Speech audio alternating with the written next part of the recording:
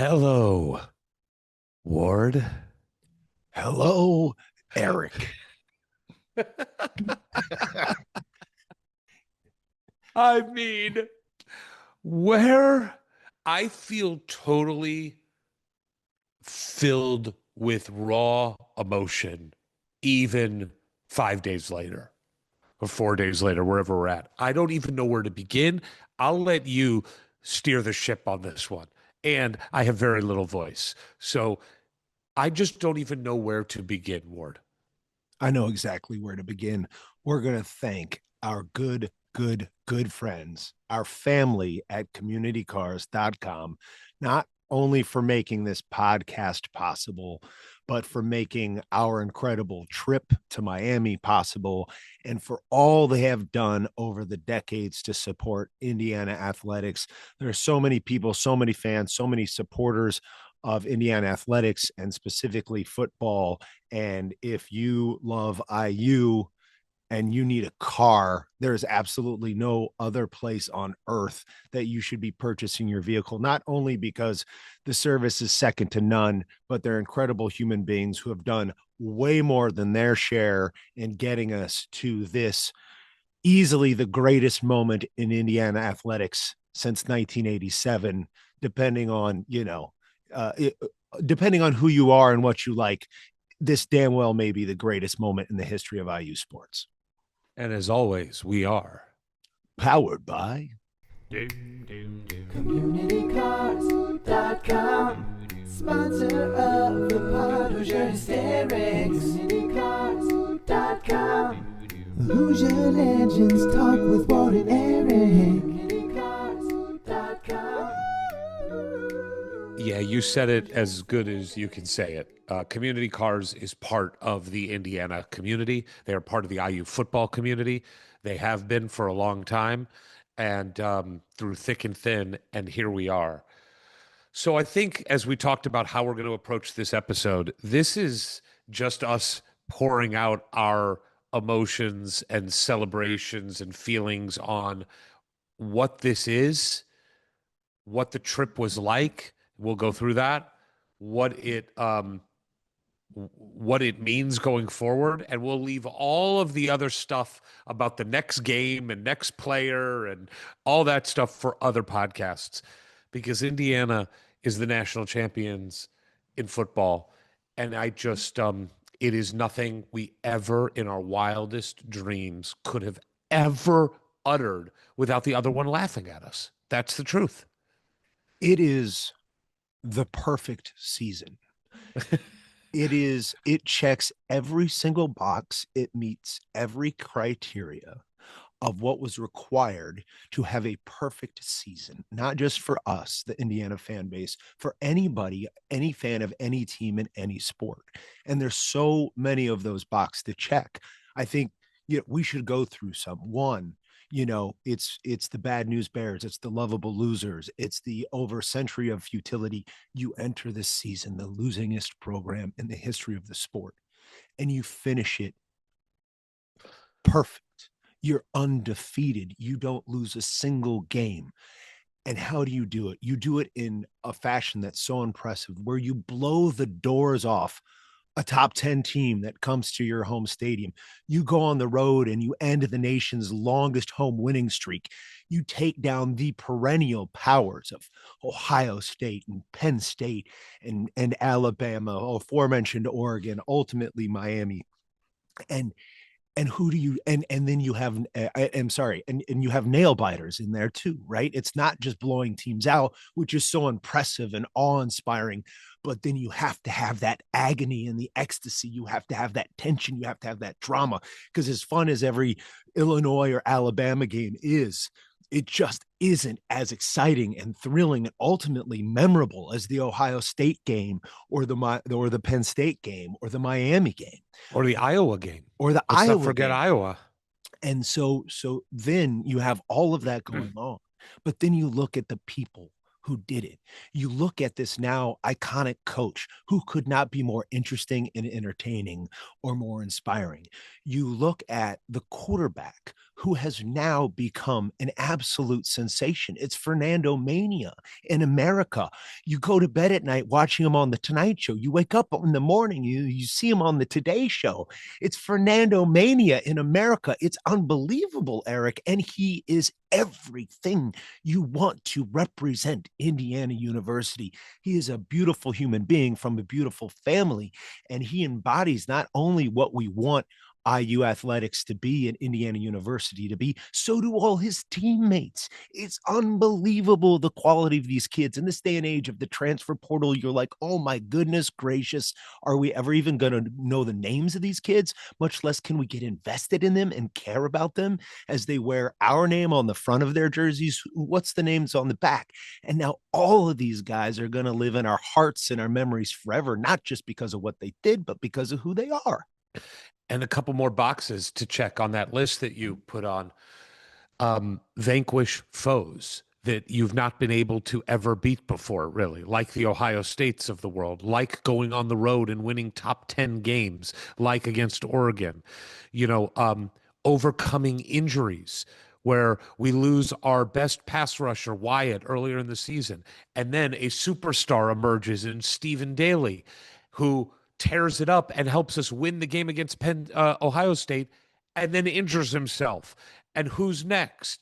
Lee Beebe, who started the year as a starting running back for us and was kicking ass. He did have the only fumble of the year, ironically, but kicking ass. Then he goes down with a season-ending injury. Evans, our great offensive lineman, goes out for several games and somebody else has to step up. So overcoming obstacles both on the field and kind of in perception. And even within game, thinking we lost Fernando at the first play of the Ohio State game, could have easily lost him in the championship game with that filthy, filthy targeting early in the game. And I posted this on Twitter, but the final AP poll came out, which they wait to the end and they do the final AP poll. And here's the resume for Indiana. We beat the number 2 team in the country, Miami, at their stadium in the championship game. Okay, let's not get over that. Let's not sleep on that. That's a huge thing. And yes, we were the majority in the crowd. And hey, IU Nation, clearly the sleeping giant is wide awake. But still, that's their literal home turf. And they had to feel so comfortable playing there. Absolutely. They didn't have to travel. They went to the same hotel.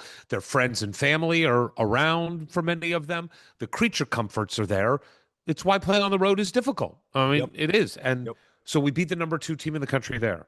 We beat the number 4 team in the country with a $40 million payroll, who everybody has kind of seen as the monster that is roaring now with NIL and revenue share, with Phil Knight and Nike money behind it, with kind of a cool swag to them. They're the Nike school. They put a bunch of guys in the NFL. The first thing we do is we go to their stadium where they've packed the stadium. Very difficult place to play. We beat them there. Then we play them again where they have the chip on their shoulder. They have the revenge. We don't have that. And we demolish them on the biggest stage possible in the CFP. I would say that is the most impressive turnout by a fan base I've ever seen in the postseason. You just never, ever, ever see that kind of disparity between 2 top 5 teams at a neutral site. We beat the number 5 team in the country, Ohio State, who coming into this season, everybody said was going to win the championship again. They were undefeated when we played them. We played them on a neutral site in Indianapolis, so it leaned more towards us, but it wasn't like the Peach Bowl. It wasn't like the Rose Bowl. Right. It really wasn't. It was more split than that. And we beat Ohio State with that vaunted defense. Nobody can score on them, and all their stud players that are going to make it to the NFL, and a team that we have not beat in so long. What was it, 40 years the last time we beat Ohio State, something like that? 1988, I believe. Yeah, so almost 40 years. We beat the number 9 team in the country in Alabama on a neutral site in the Rose Bowl. I don't know I can't remember if you put that on your checklist. We won the Rose Bowl. Put that on the checklist. The thing that you do as an Indiana fan, as any Big Ten fan, that's anybody over the age of 25. You grew up dreaming, literally dreaming of Indiana, literally and figuratively, of being in the Rose Bowl. But yet I didn't. I lived 10 minutes from the Rose Bowl and I didn't even dream of it. It did not even occur to me that we might win a Rose Bowl. Yeah, it's funny. I don't know when it happened for me, but when I was a kid, I dreamed of it. When I was a kid and I watched Anthony Thompson with the big shoulder pads and Bill Mallory was going to bowl games, and I would get up on January 1st and watch the Rose Bowl parade and see that it was USC versus Michigan or whoever the hell from the Pac-12 or Pac-10 versus somebody from the Big Ten. When I was a kid, I was like, probably that would be cool. But then you're right. At some point in my adulthood, when I realized the realities of college football and where Indiana stood in the pecking order, it was not a dream anymore. And I've lived out here for, I don't live as close to the Rose Bowl as you do. I've lived out here for 26 years and never was like wow, won't it be great when Indiana can play here and we get to go to the Rose Bowl? Never. I think you bring up a great point in terms of how long this is something. I had an Anthony Thompson jersey while he was playing at IU, and of course, it's been so long that maybe I did dream that back then, but it just been so many decades I'd forgot it. But I think it brings up a great point that we are at a wonderful age. Look, anybody at any age who's an IU fan, 8 years old, 18 in Bloomington, our age, 80. It's the perfect age to be an IU fan and enjoy this. But for those around our age, the Middle Ages, we'll call it, we have suffered for so long with this futility that we can so appreciate finally getting to this unimagined mountaintop. And yet, hopefully we're young enough and healthy enough that we can now also enjoy the new era we've entered into. And again, that's for a podcast another day. But part of the fun of this is feeling like a monster has been built and has now been let out of the cave and everybody else is fleeing for their lives. We beat number 17, the number 17 ranked team. Wait, hold on. Stop before you get out of the top 10. That's 6 teams in the top 10 we beat this season, which is as many as we had beaten in the whole history of our program. Wait, I think it's 1, 2, 3, 4, 5 top 10. But wins. Oregon twice. Oh, but you're saying Iowa was I'm sorry. Illinois was top 10 when we played them. Correct. This list is just on the current top 25, but you're right. When we played them, it is 6 out of 16 wins against teams ranked in the top 10 when we played them. And that's how many times we've done that in 130 years. Exactly. We matched it. If you count the national championship game as a bowl game, which I know it is not really, but let's say it is, we won as many bowl games this year as our entire history of the program. Let's say we can factually say we've won as many significant post-season games. More because of the Big Ten championship. Great. Yep. 4 compared to 3. Right. We beat the number 17 team away at Iowa. We beat the number 26 team, Illinois, at home. We beat the number 35 team, Old Dominion, who ended up 35. Wow. So that's 1, 2, 3, 4, 5, 6, 7, 8 of the 16 wins came against teams in the top 35 by counting with the last poll. Of those, only 2 were home. Only 2 were home. And you didn't even talk about Penn State. I did not. You're right, because they didn't finish in the top 35, but obviously a team with, on paper, more talent than we have. They were ranked, number 1 or 2 when the season started? Yes. I mean, that is crazy. It's another stalwart, another one on the road. And we were their Super Bowl at that point for the season because they knew the season was over and all they had was to try to take down number 2 Indiana. Look. Oh, but wait, speaking of that game, that brings up the other criteria of perfect season is iconic moments. Yes. And we had so many iconic moments. Surratt's touchdown in Iowa, and another one at Oregon to go up 27-20. And of course, the whole final drive at Penn State. Becker's catching in the Ohio State game. And then, of course, the 3-4 different ones in the championship game between the Mendoza run, the blocked punt, the interception, Becker's butt catches. That's a thing now. We could talk about Becker's butt catches, but that's like what he does now. So you have these moments, and of course, Fernando's run is gonna be the thing that lives on, like Keith Smart's shot. So, and if you're just rolling a team in the championship game, if we just destroyed Miami, you don't have that. You don't have Keith Smart's shot. You don't have Vince Young doing a walk off, and essentially the interception was the walk-off play, and that's going to be iconic too for IU fans. But the Fernando run is what's going to live in the mythology and the lore of college football. But that's what I kind of is so poetic about how our season ended.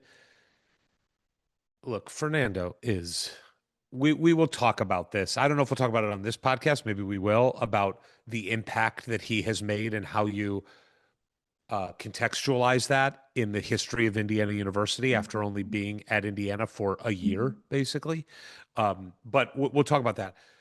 But he only threw for 300 yards, which is kind of like the number, right, for a quarterback, where it's like you see that 300, you're like, oh, he had a big game. I realized that you can throw for 4 touchdowns and 180 yards, which he did many times. Yeah. But when you see that 300-yard, you're like, oh, that's a quarterback game, right? He did it one time.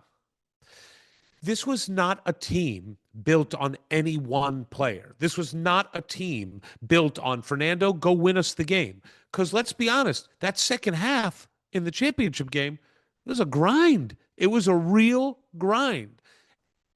Our defense, Ward, throughout the year is as much of a reason as why we won the national championship as anything. The Absolutely. number of stops. And that what was so poetic to me about the end of the championship game is Mendoza gets his deserved moment, and we need that as a fan base, that thing that will live in our memories forever from our best player, right? From the guy, the Heisman, the first Heisman. He gives us the statue pose. Yeah. He gives us, I mean, yes. it is like it's the cover of Sports Illustrated. It's the statue. It's unbelievable he did It that. is how he will be remembered. And then the defense has to make the last play. And they do it by something that they did all year, which was force a turnover. We led the country in turnover margin, and it was done by maybe the least heralded of our really good defensive players. The story is obviously D'Angelo Pons and the pick 6 that he had, that basically ended the Oregon game, it seemed like. He's had blocked punts, D'Angelo Pons. We know about Aiden Fisher. We know about Bones Jones. We know about Stephen Daly. We know about even Paisano. We know about all these guys. Jamari Sharp's been back there doing his job all year. And it's just so poetic that the guy that doesn't get as much hype for the unit that doesn't get as much hype as, the Heisman finishes the fucking championship. We got in the final quarter what we got all season, which was balance. We got the total team effort that gave us the first championship in the history of our program. And we don't even get to that point in the second half without special teams. And Nico, nobody wants to talk about Nico. Nico was unbelievable this season. He was unbelievable on the other side of the field, whether it's Ohio State or Miami. They're missing field goals. They're missing critical field goals. And Kamara, who everybody preseason All-America, nobody really knows what that's going to mean, moving him to another position. And you have Wyatt and Daly who are able to get the bigger numbers and the flashier plays in a large part because Kamara's taking on 2 guys, or just schematically that's what's going to work best for this season and this team. But this kid finally makes like such a heroic play and puts himself right back at the fore of the conversation of Indiana heroes. And I think to have all 3 elements, and to your point, we are a perfect team. And what we haven't talked about, because there's so many boxes to check for a perfect team and a perfect season to create a perfect experience for us as fans, is that who doesn't want to root for the underdogs? And that isn't about the history of the program. That's about the history of these players and the fact 0 5-stars. 7 4-stars. And yes, they're all playing at a 5-star and 4-star level now, but that how can you not want to root for a group of guys like this who have come out of seemingly nowhere to now become in some cases, like Fernando, a household name, and in the hearts and minds of Hoosiers, we're going to know this roster until the day we die. And with Yes. somebody like Jamari Sharp, who emerges late, even for anybody watching the school, even kind of closely, and then you learn like, oh, he's from Miami, and he got passed over too. This is other elements of the game that Fernando got passed over, D'Angelo got passed over, and here's all these guys who have to go for their hometown team and go into their hometown team stadium and get this done. And Jamari Sharp, like his uncle, was a part of the play in the Miami Ohio State title game that cost, and that was like a pass interference call, and was a huge reason that Miami didn't win that national championship. So there's just so many incredible storylines and threads you can pull on, but it all adds up to arguably the greatest story in American sport history. And that, my friend, is not hysteric hyperbole. This is people out there on the national scene, people like Joel Klatt, who have been just trying all week to wrap their brains around what this team has done. And there is no precedent. There is nothing to compare it to. So now we become the thing that everybody else will look back to and be like, well, is this as a big a story, a big a surprise, as big a turnaround as Indiana football? The answer is probably going to be no for a really long time. When you talk about the greatest stories in the history of American sports, it is something that has just been consuming my mind. Like, because I've tried to explain this now to several people. I've had people at work who, like, there's a woman who works for me, a Mexican American woman who does not understand college football. Most people from other countries don't understand the collegiate sports experience because most of the countries, sports and colleges, universities, they're separated. They're more. They have the professional model that starts really young. Clubs. They have clubs. Right. So it's not the same thing, but the closest thing is telling them it's European, and global soccer, where you feel provincial and tied to your school in a way that you feel tied to your football program. But I've tried to explain this to multiple people that just don't have any context for sports, and especially American college sports. And it is a difficult thing to do. But when you think about what stories in American sports history would you even put in this category, I literally come up with one. I just come up with one, and it's not a good analogy, but it's the Miracle on Ice is the only one that I come up with, because I've heard other people say Jackie Robinson and Jesse Owens, and I get why those are big. Those are big. Obviously, they're epic moments because of like social forces for most of them. No, look, we were having that conversation, and that was about importance, like the importance of what something did in sports. Okay, that's a totally different conversation from what happened on the field, which I believe was your when you're talking about like the unlikelihood of a result on the field based on what happened in the past. Yes, exactly. I guess it is the underdog story. It's funny because like the Milan story is that, right? It is the most iconic sports movie. Why is it that? Because you had this team that just should, on paper, never should have had a chance. And that's more like, look, that wasn't the talent, what was going on the field in terms of our talent and experience versus the other teams, but it's more the idea of why you would be an underdog compared to the competition. And I hear people like bring up the 69 Mets or they bring up some professional teams. No, I don't believe any professional team makes any sense here because they're professionals. Like there is a difference here. There is just a difference because the disparity in paper talent, okay, does not exist at the professional level. They're all professionals. The margin of difference between a really good professional and a bad professional is not nearly as wide as a really good college player who, by the way, is the good professional, right? Well, sometimes, not always. Well, no, I'm saying that Right. I know like Brian Bosworth was the best college player and didn't become the best NFL player. Tim Tebow. Right, exactly. But there are plenty of examples of Peyton Manning, and Andrew Luck, and like, I mean, the list goes on and on, wide receiver after wide receiver and running back after running back. Like, they're competing against guys in college that have no business being on the same field as them. And that doesn't exist at the professional level because there is a barrier to entry that doesn't exist when you have 125 teams. Yeah. So it is just a miracle on ice is the only thing that I can even come close to equating it to. And that was a very short story. This is I mean, at minimum, this is a 2-year story, but we all know this is a 130-year-old story. Yeah. It is. Yeah. It is like I have a friend named Jake Lampert. I got to tell you this story. I got a friend named Jake Lampert. Look, you grew up in Indiana. You grew up in Peru. So you grew up around majority Indiana people. You grew up around a ton of Indiana sports fans, not necessarily Indiana football fans because there wasn't a lot to root for, Sure. but you could throw a dart and hit an Indiana fan. I couldn't. Okay. Yeah. Jake Lampert was my best friend growing up. I met him when I was in preschool. Jake was a giant sports fan and a statistician. He was a St. Louis Cardinals freak. And he went to Mizzou. And I went to Indiana, obviously.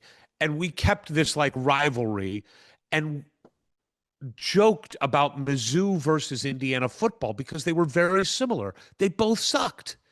And we would joke about, there was like a couple times where Indiana and Mizzou played each other, but Jake knew I was an Indiana fan from the time I was 3 years old.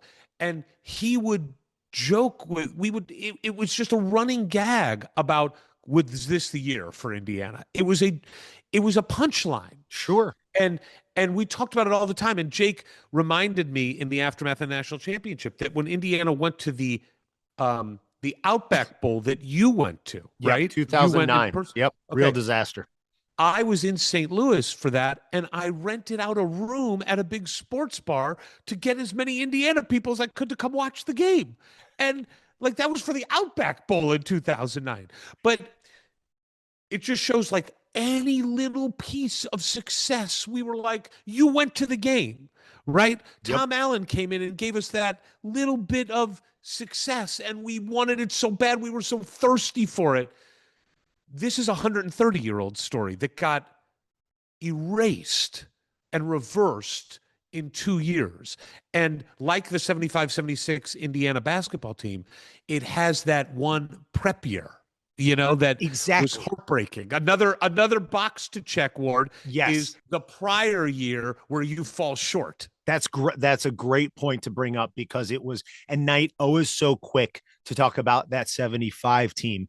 And in the post-game press conference, Cignetti's like, hey, last year's team was slept on. That was a great team. We didn't trail for like 9 games. And then when we trailed by 10, we went up and scored 47 straight. And he really gave the previous team their flowers. And was offended that they didn't get them. Yeah. And oh yeah, by the way, that team that was slept on, the 75 team lost 1 game because Scott May broke his arm.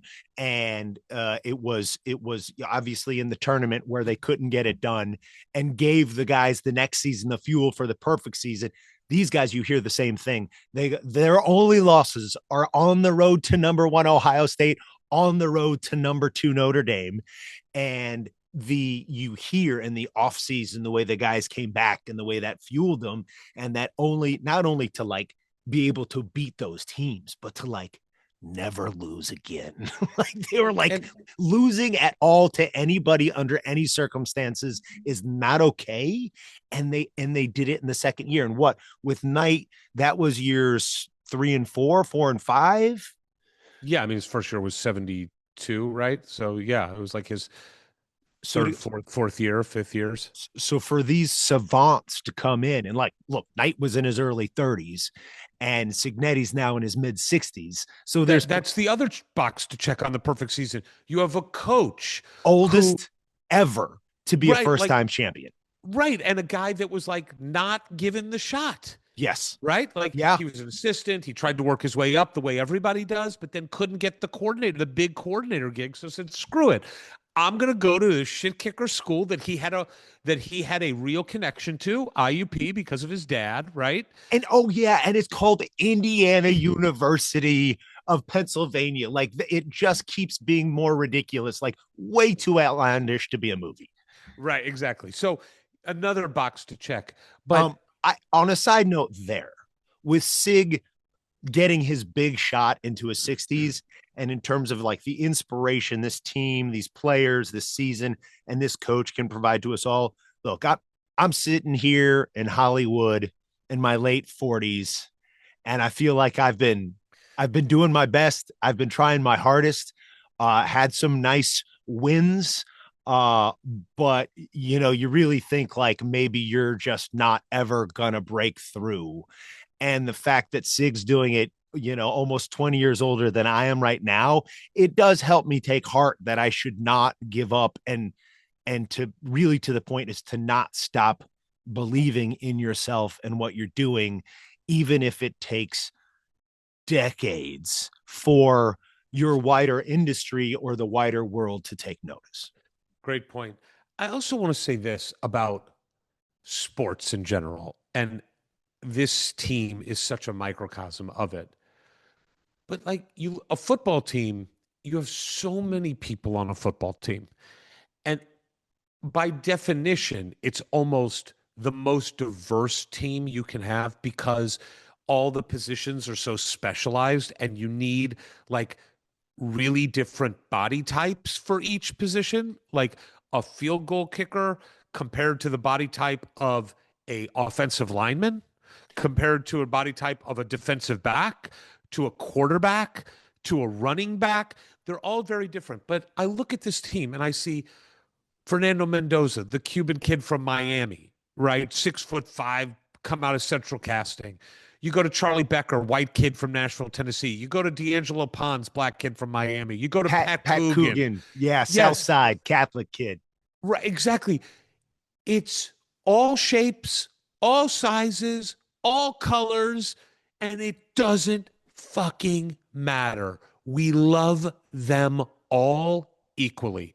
Every single person on that team is a hero to us fans. And we could care less what their color is, what their background is, what their religion is, what their political affiliation is. None of it matters. You did something great that we got to be a small, tiny part of, to watch you do your thing and root you on. And it's why sports are so great, because all the other stuff goes away. All the other stuff doesn't matter. We just get to be together and unified in this one thing that is beautiful. It's a beautiful thing. It's inspiring, and a perfect case in point at the national championship game, right? There's a real opportunity there for political division to even show up there. But it's so brief, it's so slight, and the tens of thousands of people in that stadium, some are that side, some are that side, some don't care, but we were all there together. And I think that is the reality of America. I think we, the people, are so much more united, and we have so much more in common, and we are all so full of love for each other, our family, this crazy thing called sports, that all that division is very much a distraction that is really like put forth by some people who have a real financial interest in it, a real political or power interest in it. But the reality of what this country is that we all show up for something like that championship game. And look, there are clearly some real dirtbag asshole Miami fans. We were fortunate enough to be surrounded by Hoosiers only. I had some friends who were surrounded by some Miami fans who sounded like quite horrible. But I think for the most part, in sports in general, it is a place where we can remember that we are all connected as Americans. And in the case of a World Cup or the Olympics, that like we're all just people who love our family, we love our friends, we love sports, and can we knock it off with all the noise? I do have to praise one Miami fan. When we went back to the Hard Rock after the game, and we'll get into the specifics of our travel, when we went back, I mean, I had nothing left. I mean, nothing. In fact, Ward, this is going to shock you and maybe the world. I have not smoked a victory cigar yet. I was so excited. I didn't even tell you that if we won, I was going to have a victory cigar with you because I quit with cigars a while ago, and I was like, this is gonna be better than IU waiting for Eric. Is that we'll actually smoke one together, and I went to have you light it for me, and you were like, no, man, I can't do it. I had no voice. My throat was raw. I felt terrible. I was exhausted. And I just wanted to sit down in this crowded center bar at the Hard Rock Casino. And there's just a Miami fan who's like commandeered this corner booth. And I just went up to him and like asked him, "Do you mind if we sit here?" He's like, "No, come on in." He had a real thick Southern accent. He was putting skull in his lip. And he was wonderful. He was like, "Y'all deserve that one. You whooped our ass." Like you got, he was really nice. And he made a toast that was totally off color and sexually inappropriate. Totally. But I wanted to light the cigar, but I felt like if I lit the cigar, I would die.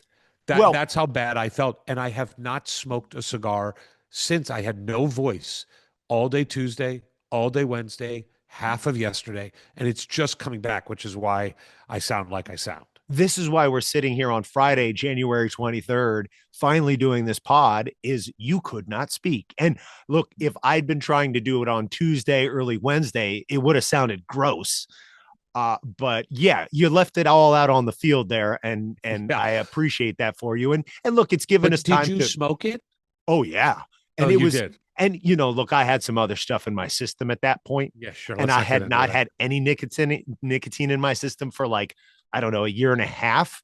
So I was pretty nauseous by the time I got to the hotel room. I did regret it, especially since it wasn't with you. Like that was the kind of whole point. Like Jared, who was with me from home, and a couple of the fraternity brothers were, or the couple of goons, I forget, who had those cigars with us. So I didn't smoke it Will alone. you come over and smoke one more with me and watch the game together? Yes. Let's watch the game together because I've watched Big Ten in 60. I have not watched the full broadcast yet. I I have been inundated, and this is the best part. And I know this is the same for you because we're on text chains together. The amount of content that I have taken in, it is over fucking whelming. The clips, the podcasts, the ESPN, the Joel Klatz, the Colin Cowherd, the just mashups that people have done on their own, the highlights of the season, the one shining moment that I've watched multiple times, the watching the Fernando play, the run from every possible angle. It lasts until 3 in the morning, and then I am excited to get up to watch more. And what did I miss? And what piece of merchandise is out there that I have not bought yet, which I'm not sure that exists. this I is am going into hock because of the national championship merchandise, like this one that you and I bought in the stadium on the way out, which you were upset at me for when it happened, but you know it's the best thing you could have done. it was the right call. The line went fast. The shuttle line did not go fast, so we might as well have been in the merch line before the shuttle line. But to your point about content, it basically, even getting back to the hotel room at 5 a.m. Monday night / Tuesday morning, immediately diving into the Sports Center on the hotel room TV while also on my phone, 4 hours of sleep, immediately start consuming. So that's all day Tuesday on the flight, Tuesday, all day Wednesday, all day Thursday, and now starting Friday morning. So however many waking hours that is, let's say conservatively, let's just say I've been awake for 40 hours. That's probably bad math. Right. Let's say 40 hours I've had where I could have consumed content. And I guarantee you at least 38 hours. Like I have not spent more than 2 hours since Monday night in just silence, like walking around my house or driving. It has been nonstop. Like I was going to save this for later, but maybe it's a good time to do it now. Over unders. And I was thinking over unders on how many times do you think you've watched Fernando's touchdown run in all its various forms, to the theme song Fernando, to various Hoosiers score clips from Jerry Goldsmith, to maybe the best one is the Living on a Prayer quarrel arrangement, which every time it cuts from him diving in slow motion to his parents, I cry like a baby. Not living on a prayer, like a prayer, right? Like a prayer. Sorry. Yes. Yeah. Not Bon Jovi. Though, hey, somebody should do that too. We should. I'll say 100. Yes. I'll say 100. I put it as 100 when I wrote this idea down for the pod, maybe a day and a half ago. I think I'm pretty sure I've watched it over 100 times now. Yeah. I mean, look, we watched 3 of them at the top of this, right? When we played the clip. So that's 3. And I had to watch those 5 times when I just put the edits together and download them. So that's like 15 just this morning. So I'm already at 18 today. So yeah, I mean, like, and it's early. Yeah, man. It's look, I've said this to you, I've said it online, and I wanted to say it on the podcast. I said it the night before the game, and we can get into both of our travel logs. I did a Twitter live stream where I was just walking around the hotel that you booked for me. How was it? Myself. Was it nice? Great. It was great. I mean, yeah. And there was an Afrobeats concert the night that I moved in. You know, you have the head for an Afro. You just don't have the hair for it. Right. And I don't have the beats. But I was saying how, of course, this game felt different because everything is on the line and whoever loses goes home and the championship is right there. Whereas if you lose in the Final Four, it's like, okay, you still had to win one more game. Right. But here we are at the unthinkable. Yes, that's true. But it was more than that in my mind. You said on this podcast several weeks ago, it was eternal glory that is what is on the line. Eternal glory was the phrase I just kept returning to. Yes. And that's what you said. And you're absolutely right. And I kept thinking about that and was like, yes, you're right. But then I thought about, like, what does that mean? What does eternal glory mean practically? And I was watching the Indiana basketball game against Iowa last weekend with my daughter, Stella, who is, obsessed with Indiana and going to marry Fernando Mendoza. Can I come to the wedding? Yeah, absolute best man. You'll be his best man. Sorry, Alberto. Sorry, Max. Yeah. And I was trying to explain to her how big this was for Indiana to play in the national championship and what it could mean. And I was like, you know what, Stella, look at the jerseys that Indiana basketball is wearing right now. She's like, yeah, what about them? I go, do you see the patch that says 76? 50 years later, Indiana is still celebrating the 1976 undefeated basketball team. That's the last team to go undefeated. Many people consider it to be the best college basketball team of all time. Clearly Bob Knight's best team, unless you want to argue that the 75 team was better, which you could make that argument.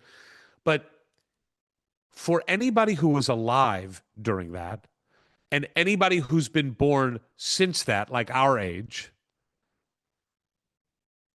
we have been defined by that in many ways. And Indiana Hoosier is defined up until recently by basketball success, by that 1976 team. By basketball perfection. Yes. By Bobby Wilkerson and Scott May and Kent Benson and Bob Knight and Quinn Buckner. They are their own Mount Rushmore as far as Indiana fans are concerned. You walk into Assembly Hall and there are the bronze statues right there. You hear news people talk about Indiana and a 76 team gets mentioned. And that led to an era of success in basketball that defined us as fans of Indiana and defined us to the outside world. Absolutely. That's who we are. Yes. And as I thought about eternal glory and what this story means and what football means to the country now, I was like, everything will change if we win this game. Yeah. Everything is different. I've joked that we should mark time differently. It should be called BCE, before the Signetti era. This was me. This was a text I sent to you and the goons. I said this before. When did you send this? This was like 2 weeks ago. I said BCE and ACE, and you're saying it now, and I think Feinbaum's saying it. Well, I have been saying it. I didn't know. I can't remember who said it first because I've been saying it to everybody for a few weeks now. No, you heard it from me first, and I have that credit. text. I'll give you credit. Yes, I can read it verbatim if you want. Everything is different now. Yes. We are, to the outside world now, Indiana is defined, Indiana Hoosiers are defined by Kurt Cignetti, by the underdogs that did the impossible, by Fernando Mendoza and his youthful enthusiasm and exuberance, by hard-nosed guys like Pat Coogan and Bray Lynch and Evans, by D'Angelo Pons and Aiden Fisher and Bones Jones, by Brian Haynes and Mike Shanahan, guys who passed up probably head coaching jobs to stay with the guy that they've been with for a long time. We are now, as a school, defined differently. The last 50 years and before was basketball. That era is over. This marks the beginning of a different new era. That's what was on the line. This was all right. First of all, I'm gonna read what I wrote. It will be fascinating when historians of the game look back at this era. Clearly, this is the biggest shakeup and the greatest transformation in how the game of college football operates ever. Who knows exactly what will happen with the NIL and portal moving forward, but there's clearly a before and after. No doubt Cig will be looked upon as the first guy who came along in the new era and figured it all out on and off the field, the alpha of the new era. BCE, ACE, before Cig era, after Cig era. And that, to your point, we're talking about how we're defined internally to ourselves as fans, as an institution, as a university. But like the Knight era from 76 through 87, certainly is how most of the outside world looked at Indiana University. And so this also, to the point you've made often, is how much bigger college football is now, probably than college basketball or any other college sport maybe has ever been. Yeah, it's tough. That I have said that. It's tough to figure out because back then, while the games weren't as culturally significant, there were only 3 networks. So any game that was on a network got huge viewership because shows that failed back in those days got 20 million viewers. That's crazy. Okay, yeah. So it's but there wasn't a 24/7 media cycle. There wasn't social media. There weren't sports networks dedicated to the content of just driving this point home and home and home. Well, and if you just want to look in more modern context, we all saw the numbers come out in the last couple of days. 30 million viewers for this game. The most by a non-NFL sporting event in like 10 years. Like this was huge, even by college football terms. So the fact that you had, I think even at the peak, it said there was 33 million viewers for this game, all watching Indiana University become the poster child of the new era with this incredibly entertaining, hilarious, inspiring, brilliant head coach who literally, they come back from a commercial break. And I know you haven't seen the main broadcast yet, but they do like a short package coming back from commercial on his facial expressions, not just from the game, but from like previous press conferences and stuff, mixed with everybody's All-American, Fernando Mendoza. And look, I think what is important about this redefinition of what Indiana University is that you are looking at not just the greatest Indiana football team of all time, because you're starting to say that's the case when we finish the regular season undefeated, maybe even before then. But then by the time we beat Ohio State in the Big Ten game and the time we win the Rose Bowl, easily the greatest IU football team of all time. But by the time you finish the game in Miami, now the conversation is the serious conversation. It's not just like the greatest turnaround and most unbelievable in American sports, but it's also a real consideration as this team being one of the greatest college football teams of all time, at least that anybody can remember. And they're talking about, the 2019 Burrow LSU and like the 01 Miami and these other college football teams that I didn't follow closely enough or remember well enough to have an intelligent take on. But these people who it's been their whole lives following college football are now putting us in that conversation. And you don't ever leave that conversation, not in our lifetimes. We will always be brought up when they're comparing other great teams in the future to the great teams of the past. Yes, and if there's a upstart coach who takes a team from nothing to something, is he the new Kurt Cignetti? Like that is going to be the standard. When there's a quarterback who's got like a good stature to him and has a big personality. He reminds me of Fernando Mendoza. Like that. Back to how we are defined. We have always been defined by basketball, both internally and externally for most of us. There are people in Indiana fan base who have leaned more towards football. Well, there absolutely are. Yes. And all my friends who are swingers, they really think about the Kinsey Institute. Sure. Yes. Right. So that's a much different thing. But going forward, it changes how when you're a student at IU and you heard all the stories about basketball, you're now hearing stories of football. Football is the thing for the young kids coming into Indiana. When applications double or triple to the highest rates they've ever had, it's because of football bringing the spotlight to Indiana. Internally, we no longer have that albatross of this joke of a program that people have made at our expense, and we have made at our expense because there's no other way to deal with it after 130 years of ineptitude. It's gone.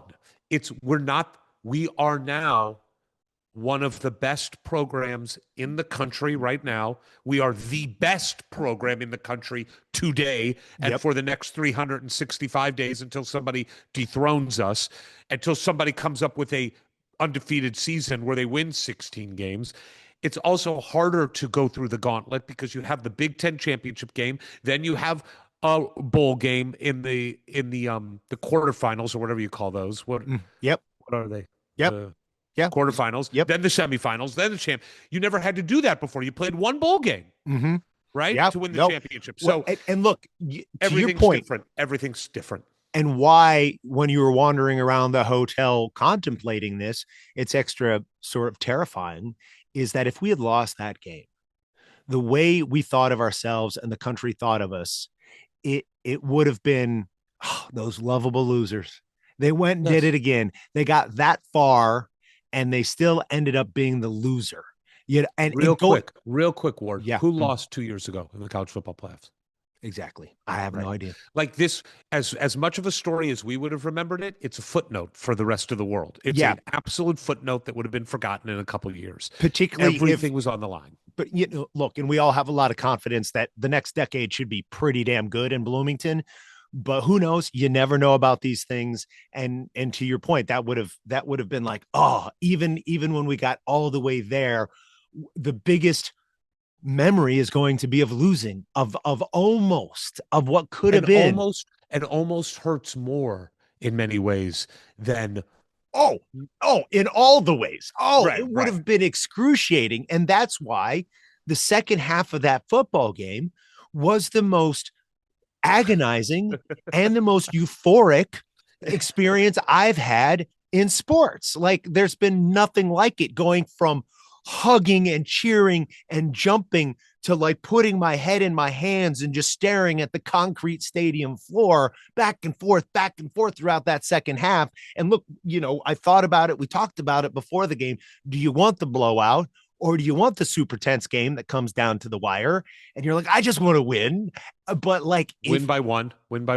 But deep down, again, if you're talking about what we're going to remember in 50 years. Ward, if you can pick it, if you said to me, you could just pick whether or not you're going to win in the most dramatic fashion or win in not a dramatic fashion, of course, take it. But when you're going through the stress of it and it's hanging in the balance, the Alabama and Oregon games were much more fun than the Ohio State and Miami game. But the end of the Miami game was the most fun we've ever had in our life. Oh, I mean, the blocked punt, the Charlie Becker fourth downs, the Fernando run, the interception. And I will say, like, the false start, we'll get into it, but the false start is like, I think I was saying to you, like, it's the biggest penalty in the history of Indiana football. And you were glad we hadn't gotten that first down. You were like, oh yeah, no, I'm glad we didn't. I wasn't counting on the penalty, dude. But you're right. It's like, that's why you don't. That's why you can get a first down inside the 5. Let's do this. Okay. Let's go back, if we can, and talk a little bit about our experiences. You arrived in Miami before me and have more to talk about in the couple days lead up. So why don't you while you walk through that, I have to refill the water because I feel the throat closing up. Please, yes, you take it easy. I have plenty to say on this one, buddy. I got you. Uh, let's talk about good omens. We superstitious Indiana fans, it even starts before leaving for Miami. I'm texting you and Evan Martin, making sure you're wearing the same thing we all wore to the Rose Bowl together. Finding out you are, you're also wearing what you wore to the Peach Bowl together. So I'm like, okay, good. Uh, but in terms of actual omens, because that's just more of the superstition. And while warm milk and cookies, is not going to win us any championship games, we as fans, it's more about doing our part, and that's wearing whatever we wore for the previous successes in the postseason. Now I get to the airport, and this is where the good omens start.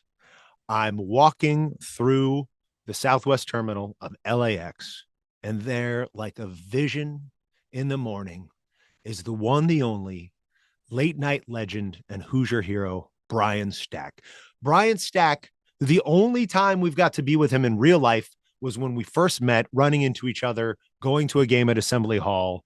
Here he is in the flesh in the LAX airport.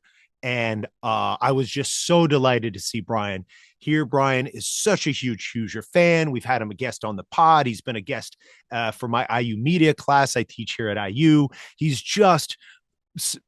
is as funny as he is nice.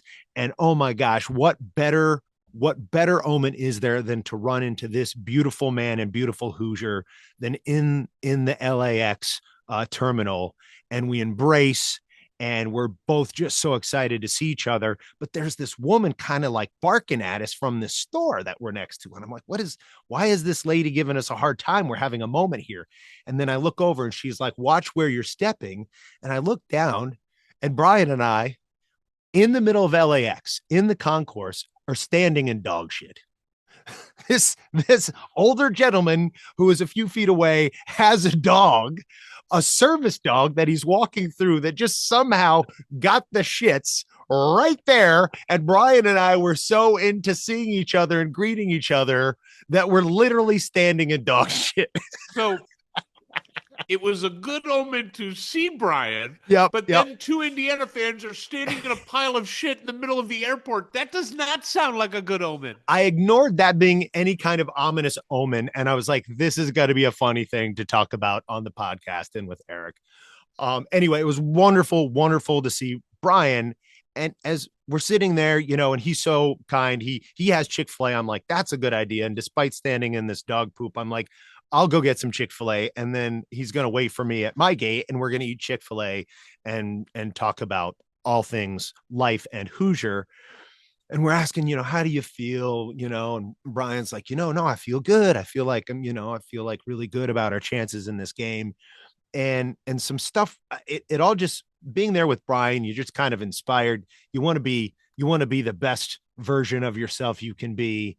And I'm like, let me give Brian a good answer when he's asking me about how I feel about this team, this game, and our chances. And it got boiled down to three things. I said, I think we're the best team. I know Miami has so much talent, but I think we're the best team. I know we're the best team and everything that team and teamwork and teammates mean. And then I was like, and we're the good guys. I don't think we're just the good guys because we're Indiana and we're Indiana fans. So of course we're going to associate ourselves as the good guys. But I'm like, I look at our roster, I look at our coaches, I'm like, these are good guys. And I don't really know enough about Miami to know how good or not those guys are. But the reputation of Miami, their coach is clearly a bit of an asshole. I think it's pretty easy to say, not just as an Indiana fan, but as a football fan, as pretty much 95% of America felt, we're the good guys. So I think that doesn't hurt. And then how can you not, after Iowa and Oregon and Penn State and Ohio State Big Ten game, how can you not feel like we're a team of destiny? So those three things that I was sort of formulated with Brian, we're the best team, we're the good guys, and we're a team of destiny, is what I held with me for the rest of the trip, because this was a conversation I had with many people like, how do you feel? What are you thinking? And I was like, well, this is what I'm going with. And what that led to me was sort of realizing about the game, I feel confident, but not cocky. And I think that's just maybe just the Hoosier way and what a lifetime of losing will do to you. But also with what we've seen over the last 2 seasons, particularly this season, how could you not feel confident? I did not feel confident because I just don't feel confident when things like that. But I do want to just say this before you continue the story of then arriving in Miami. That how you feeling about the game became the sentence. How you feeling? How you feeling about this? You Right. know, that was Mm-hmm. the thing everybody asked. I asked that to everybody I talked to. And every single person that I can think of said, we're going to kill him. Oh, Everybody that I talked to was like, we're going to beat them 42 to 18, 42 to 17, 33 to 10. Like, I don't remember anybody going like, nobody said we're going to lose, which I get. And nobody, like, if somebody said it's going to be a nail biter, I didn't hear it. I just heard blowout, blowout, blowout, blowout, blowout, blowout, blowout, blowout. oh, And it different. scared the shit out of me. Oh, that yeah, good. It would have me too. I heard a balance of yeah, we got this, and I'm nervous, I'm anxious. So I thought it was like a healthy mix because you want to have that confidence and belief, but you also want to have some anxiety to stay on your toes. And as a fan Yeah, but base, I had that heard people Ward say, I'm nervous and anxious. I heard that. And then I go, right. And so what do you think the score is going to be? They're like 42 to 10 Indiana. I'm like, what? Like, I, and I don't make predictions on that kind of stuff. Like I didn't make any predictions on Indiana football because I don't know, and it scares me to make predictions, and I don't want to raise expectations. I was just terrified because I felt like the bad guys might win. The bad guys, they're just mean, and I don't like them. nice And guys Cristobal's don't an always finish. asshole. Yeah, nice guys don't always finish first.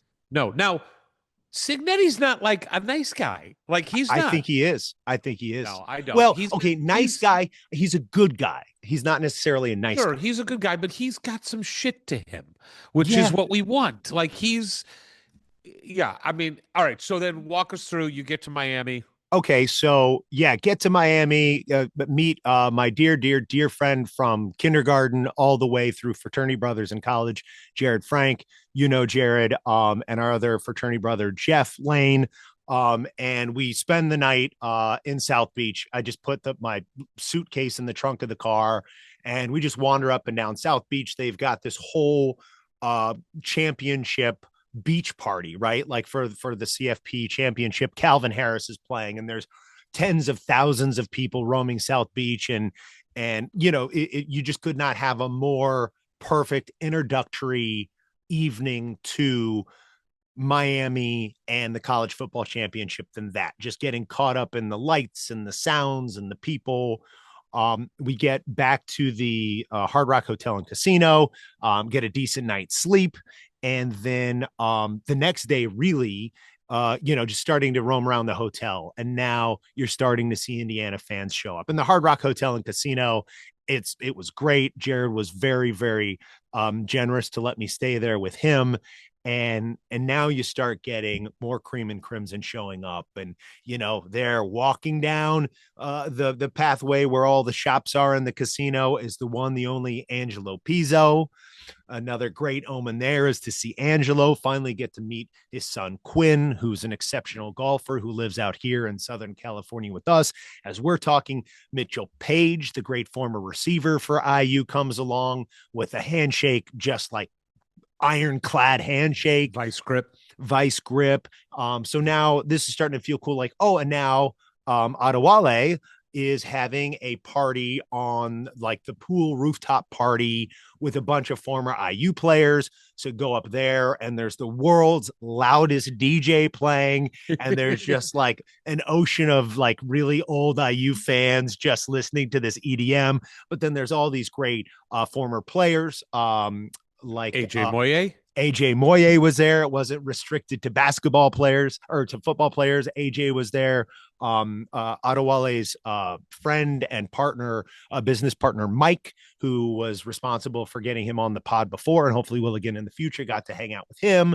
So that was all really fun. But then after that, we're like, well, Adewale was obviously on the Bears. Are we going to watch the Bears game here? Because not only is he invested in that game, but so are a bunch of my buddies, including now Mike Nelson, who you and I are both very good friends with. Mike Nelson, best known at this point as a 3-time Jeopardy champion, one of the stars of the Progressive insurance commercial campaigns, and also blue, but also is going to be coming back for the 3rd season of Shrinking. So Mike got there, and we're all going to go watch the Bears game. Mike's a diehard Bears fan.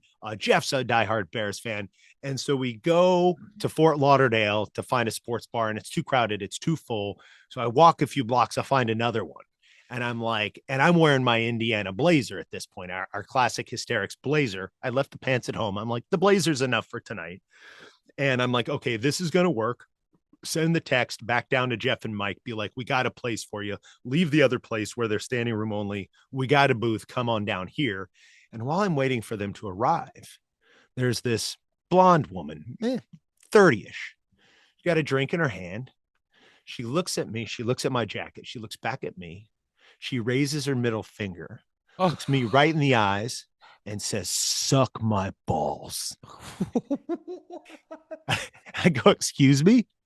She goes, "Fuck you and suck my balls." And I'm just kind of like stunned because I realize we're in enemy territory, but we haven't seen a lot of Miami stuff. And certainly there hasn't been any animosity, because why would there be? There's no history here. And I'm like, whoa. So I was like, well, that's really classy. And I kind of go over and mind my own business. The other guys show up. I go up to the bar to get them drinks. The man she was standing next to is now sitting at the bar that I belly up next to him. And he goes, "Hey, man, I just wanted to say I'm really sorry about my wife." And I'm like, oh, yeah, that okay. And he goes, "Look, this is what you need to know. She's really drunk. Sure. She's Irish. And we're both Purdue grads." Oh, yeah.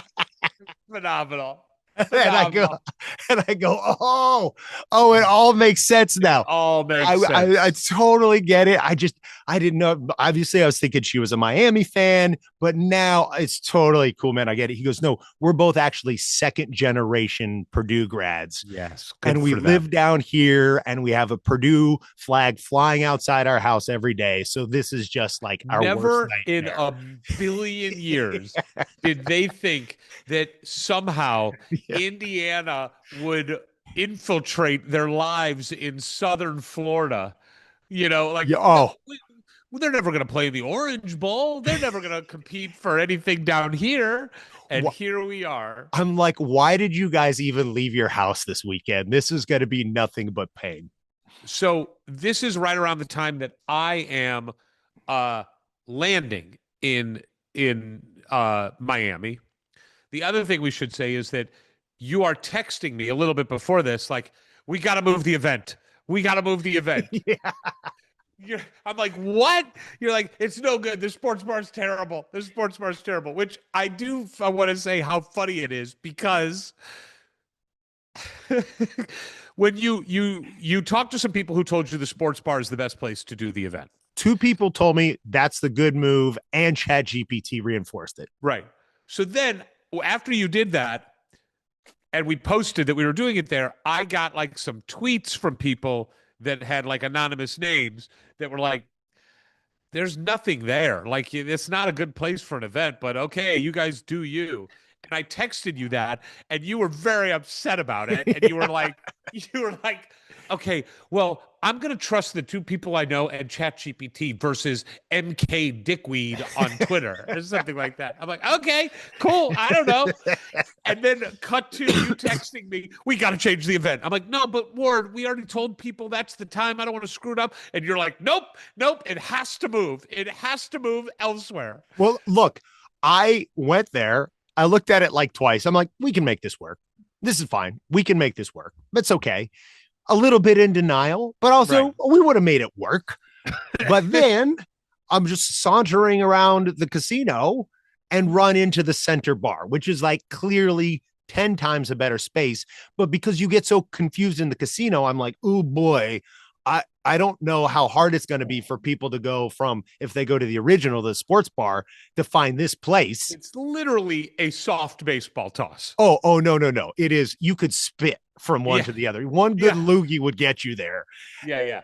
So I love that. So you're like, we got to move it. I'm like, okay, I'm on the plane. I'm texting you. I'm like, what time does it open? And you're like, 8 a.m. I'm like, oh, well, we got to have it at 8 a.m. because if we don't get there when it opens, we're not going to be able to like stake out our territory. And the other place, the sports bar opens at 11. So that was good for that one. But now since this is open at 8, I'm like, fine, well, let's get there at 8. And you're like, Eric, nobody is going to want to be there at 8 a.m. on the day of the game. Nobody. And I'm like, Ward, dude, you don't know what you're talking about. People are gassed up. They're ready to go. I'll get there at 8. You're like, fine. And I'll get there at 11. Great. Which, by Wait, the way, you didn't get there at 11 either.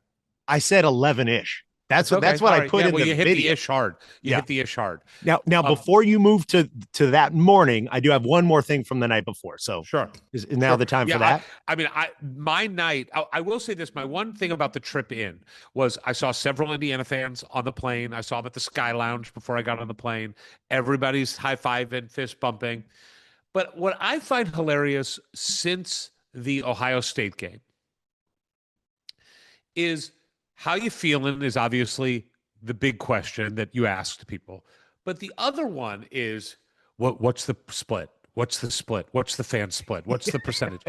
That became like this obsession with Indiana fans on what do you think? Is it 50 60 50 50? No, it's 60 40. No, there's no way it's 60 40. It's 55 35. Well, it's hard to tell because now we're in Miami and they're not going to be in the hotels. They're going to probably just be in their houses. Right. So it's 70 30. It's 70 30, but no, it's probably like 65 35, really, when you think about it. It became this obsession. Everybody's asking as much about the fan split. My dad, what's the fan split? My brother, what's the fan split? Like, what does it matter? We're here. They're going to play the game on the field. Who gives a shit? We don't get points for the fan split. It's cool, but the amount of attention spent on the fan split. Yeah. We're walking around with Mike Nelson. It's like, oh, yeah, definitely here at 70-30. Definitely here at 70-30. Well, there's quite a bit of orange, but that's actually the security is wearing orange. So you can't count orange. I just thought that was hysterical. So I get to the hotel, and the part of town that you booked that hotel room in, which was fine, nice area, nice hotel. But it was like there was a barrier around that hotel, and everybody within the barrier did not know there was a football game going on. There were no Indiana fans and no Miami fans. There were nobody wearing colors. There was just an Afrobeats concert going on at a party, Afrobeats party on the 3rd floor, which the person who checked me in said, just so you know, we have an Afrobeats party happening on floor 3, and you're on floor 4. I'm really sorry. And I'm like, well, that's okay. I'm like, it was a black woman and I'm a white man. And I go, you think I should stop by? And she goes, no. So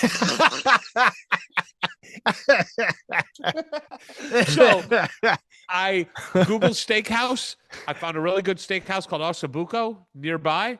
Smoked a cigar on the way there, put it down to go in, ate my steak alone, watched the Bears game while it was happening, while I was at dinner, picked up the cigar, and then started the live stream. And the live stream is when people were updating me on the Bears game while you were watching the Bears. Okay. So that was my night. Well, we missed you, but what that made me realize was like the polar opposite of the Atlanta experience, where everything is so central and all in one area. Basically, this played out over all of Southeast Florida. Like it's an awful place to host an event. It is not awful. It's not great at all because you were like at the south end of Miami.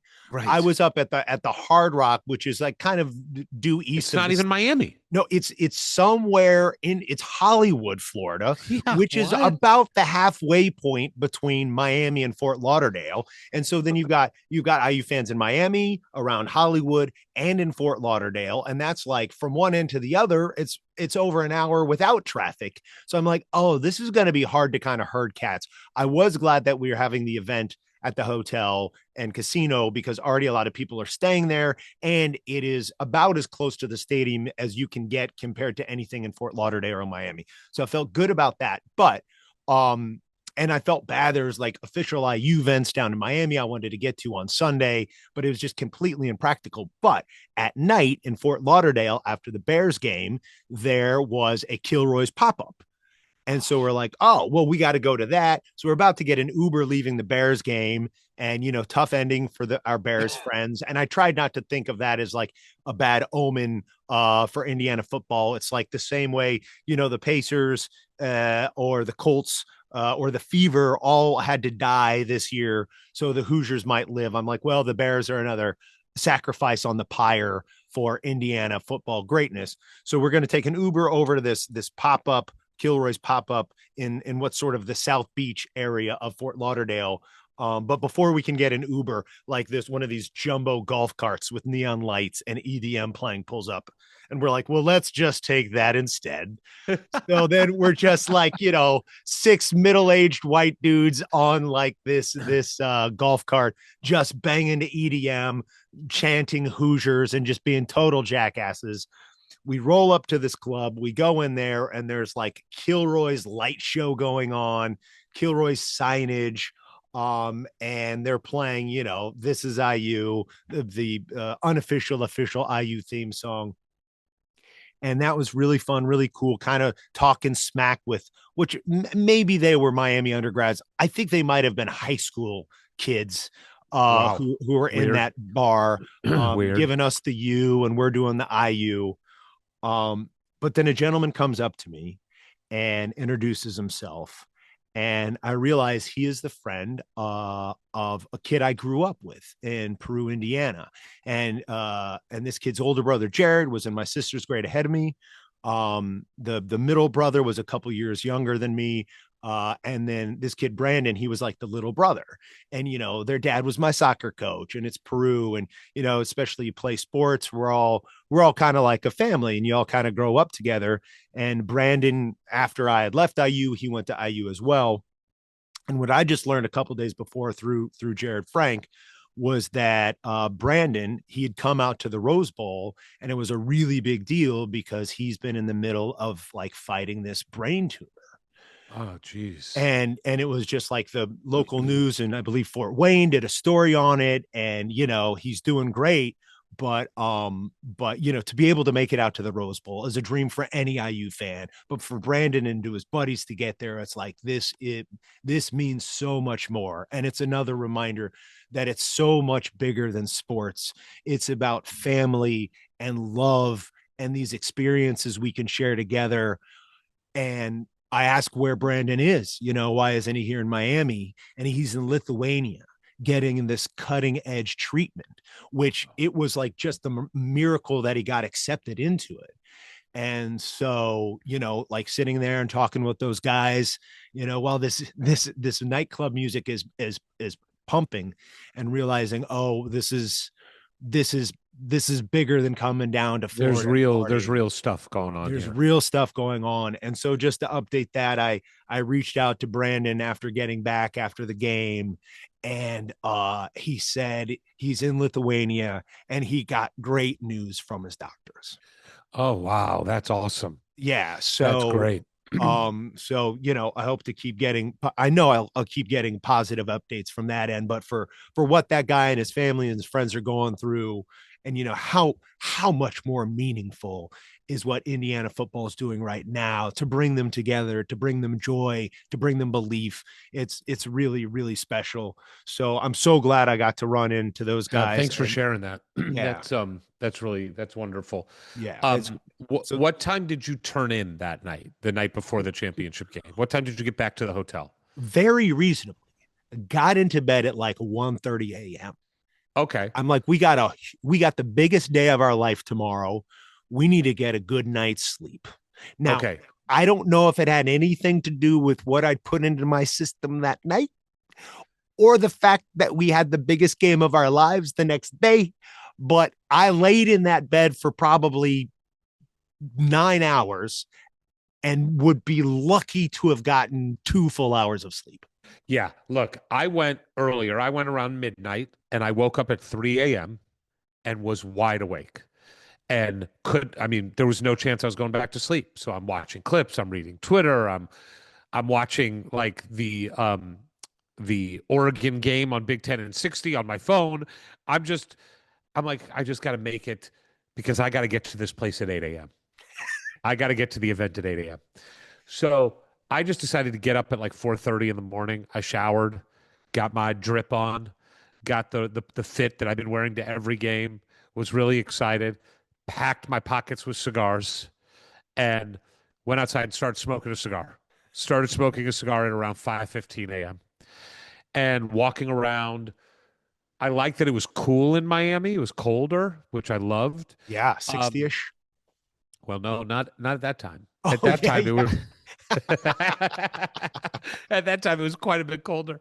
Um, so I was walking around, smoking a cigar. Finally, got to the point where I'm like, "All right, it's 6:15. I could call an Uber now. I'll just get there early. Maybe they'll let me into the center bar early." So I go and look. Any casino at 6:15 a.m. is pathetic. It's not It a pretty is. sight. It is sad. And there were no fans. Like there was nobody wearing Indiana stuff and nobody wearing Miami stuff. It was just me wearing an Indiana jersey and just a bunch of degenerate gamblers, right? Like, and not full by any stretch. Like an empty casino floor with a couple guys playing baccarat. Like there's more baccarat tables there than there were blackjack tables. And I just start walking around. I'm like, well, what am I going to do? I'm going to smoke a cigar. So I'm smoking cigars in the casino, which, by the way, I was so thankful to you for that. Like, Best the fact venue that ever for an oh, event. so I am just chain smoking these cigars, and I light up the Twitter feed again and do a live stream where I just start talking and talking and smoking and smoking, and then it's like, all right, it's about 7:45 a.m. The floodgates are gonna open. Here we go. And then 8 a.m. rolls around. I'm like, all right, people were waiting until it started. Was there? No one's there. It's like, was there just a big line of people waiting to get into the Huge center line. bar? There were 4 employees that were like cleaning the pillars with like giant sticks, and me waiting to get in. And the woman, her name was Paris, who was working there. I'm like, are you guys open now? She's like, no, we're not open. I'm like, I thought you opened at 8. She's like, it's 8:05. I'm like, yeah, I know. I'm ready to come in. And she's like, just give me a minute. Like, she's not used to people coming to the center bar at 8 a.m. When doors open. Yeah. So I get it. I stake out like the main tables there in the center so I can see people coming in. And no one shows up for like it's 8:30, 8:45. Side About note, 9, I think around 8:45, 9 o'clock is when the first group of family shows up of a father and his 3 sons. okay. Side note. This is probably around 8 a.m. or so, 8:15. Yeah, it must be like 8:15. Speaking of degenerate gamblers, there was one other IU fan on the floor at that time, and that was I didn't see Jared. him. It was Jared, and so he gets up to the room at whenever I like 9:30 or something, and I was like, oh hey, did you see Eric down there? And he goes, yeah, I saw Eric. And I'm like, oh, did you go say hi? He goes, no, he was just in the bar all by himself. But I was like, I'll see him later. So I am in the bar all by myself until this family of 4 shows up. And then people start trickling in. And like 10:30, it's starting to fill up with Indiana fans. And then you show up around 11:30 and it's packed. And what's crazy is it's turning over. Like people are coming and leaving and the bar keeps filling up. And there were a couple other fans of Miami, a couple people. The best one was that I was sitting at this table right in front of the bar, and you see these 3 guys walk up to the bar wearing like all black. And I'm like, are they coming for us? They're not wearing Indiana gear. Oh, maybe they're just here for whatever. And about like an hour passes, and we're talking to everybody, taking pictures. It's just an absolute blast, smoking cigars. And this guy, I feel like a tap on my shoulder, and I turn around, and this guy has a phone in my face, and he goes, hey, how the fuck are you on my Twitter feed? I'm like, what? He's like, I'm just sitting here, and I get fed this video, and I'm looking at the video, and I'm like, isn't this the guy who's sitting right here? And I look back, and I'm like, I don't understand. Like, are you guys Hoosier fans? He goes, no, we're Penn State fans. We bought tickets to the championship game a year ago because we thought we were going to make it. So we booked the hotel and booked our trip to get in cheap. We thought we were going to be in the championship game. And now we're just stuck watching Indiana versus Miami. Why didn't they sell their tickets? I know. And then he shows me his Twitter feed like they just fed him one of the videos that I had taken of me at the bar at 8 a.m. So, look, I just want to say this. There are so many people I want to mention, and I there's just no way. Yeah. I mean, I saw an old high school friend, Lauren, and her husband, who I met, that live in St. Louis, and it was a great story that the husband was an IU guy and was listening to us independently of knowing that his wife went to high school with me. Crazy. And she has a sister named Jennifer who was in my grade. Lauren was a couple years younger, and we all got to like reconnect in just such a wild way. But the number of people, Dennis, I got to mention our good friend Dennis and the Hoop folks, his wonderful, beautiful wife. Hoosier Happiness is their Airbnb that they rent out. They're just such lovely people. They mean a lot to us. We've met them through the Hoosier Hysterics stuff. And getting to spend time with people and listening to people come up to us and tell us their story of how they interact with us, how they listen to the podcast or watch us on Twitter or whatever it is, it was so emotional for me. I was really emotional listening to everybody just kind of connect how they connected to Indiana and how our podcast is a small part of how they connect to this greater thing that we love. It was a beautiful scene of just bouncing from group to group and meeting different people and getting to talk to different people. And like I said, I can't mention everybody, but I just want anybody to know that who did come up to us or who did come to that, I'll never forget it. It means a tremendous amount to me, and I know it does to you too, Ward. It is, yeah. I mean, look, we do this thing for ourselves, obviously, but it became not ours very early into doing it. We were doing it for us, and then it became clear that, oh no, it's not ours anymore. This podcast, it's the people that listen to it, and we're doing it as much for them as we are for us. So.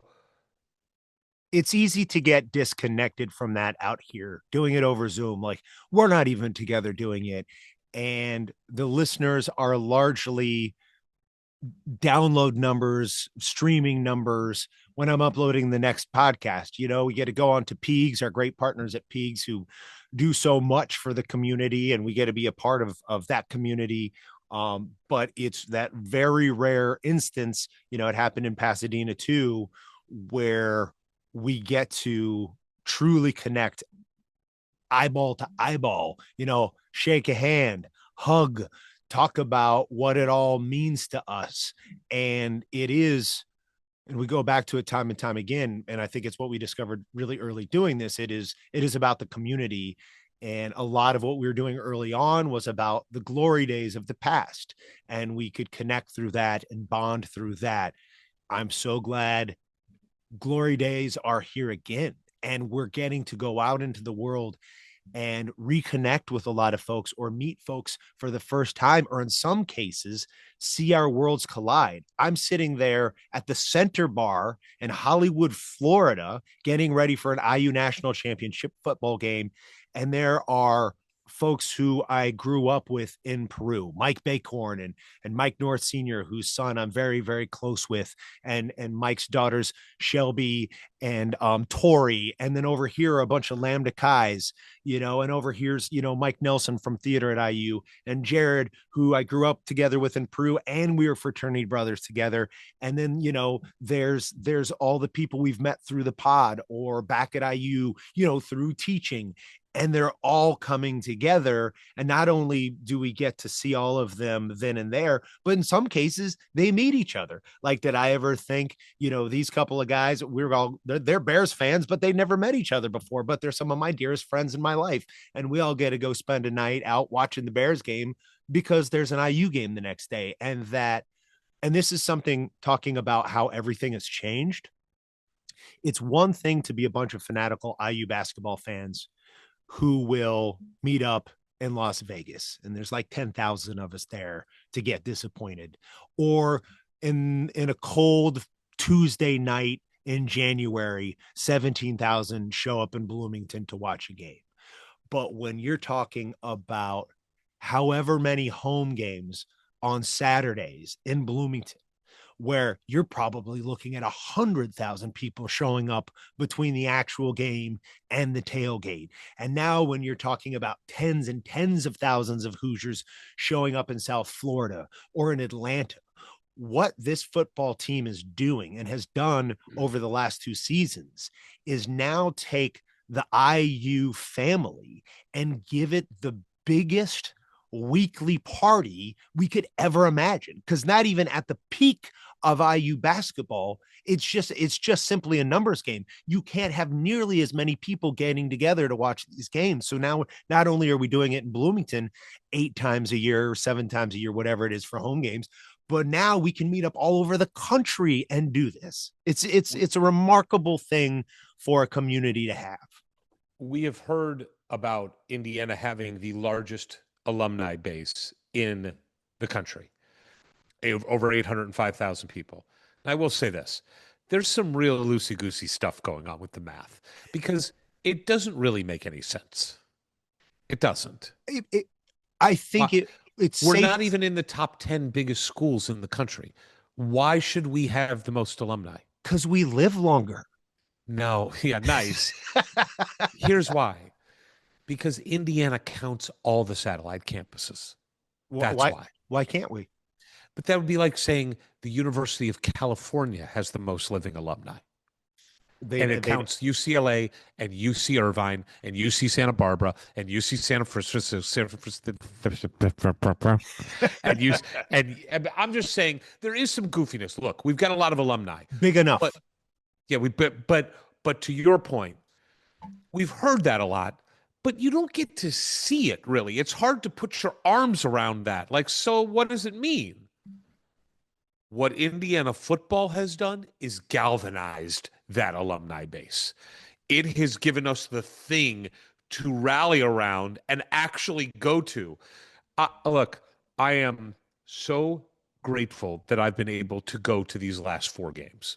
The Big Ten Championship with Stella, the Rose Bowl with you and the whole family, the Peach Bowl with Evan and Matt Osgood, and then the national championship game with you and Evan and Mike Nelson and the rest of the Hoosiers who joined us and Jared and everybody. To your point, those last 4 weeks, you saw the alumni base. Yeah. You saw this behemoth that is Indiana across the country, literally Midwest, Southern California, Deep South Atlanta, and Southern Florida.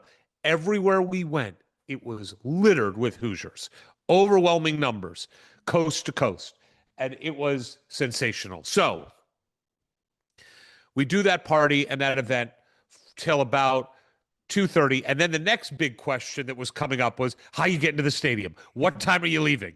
Everybody was terrified because we had been terrified by all the posts that traffic is going to be awful. It's going to take you 17 hours to get to the stadium.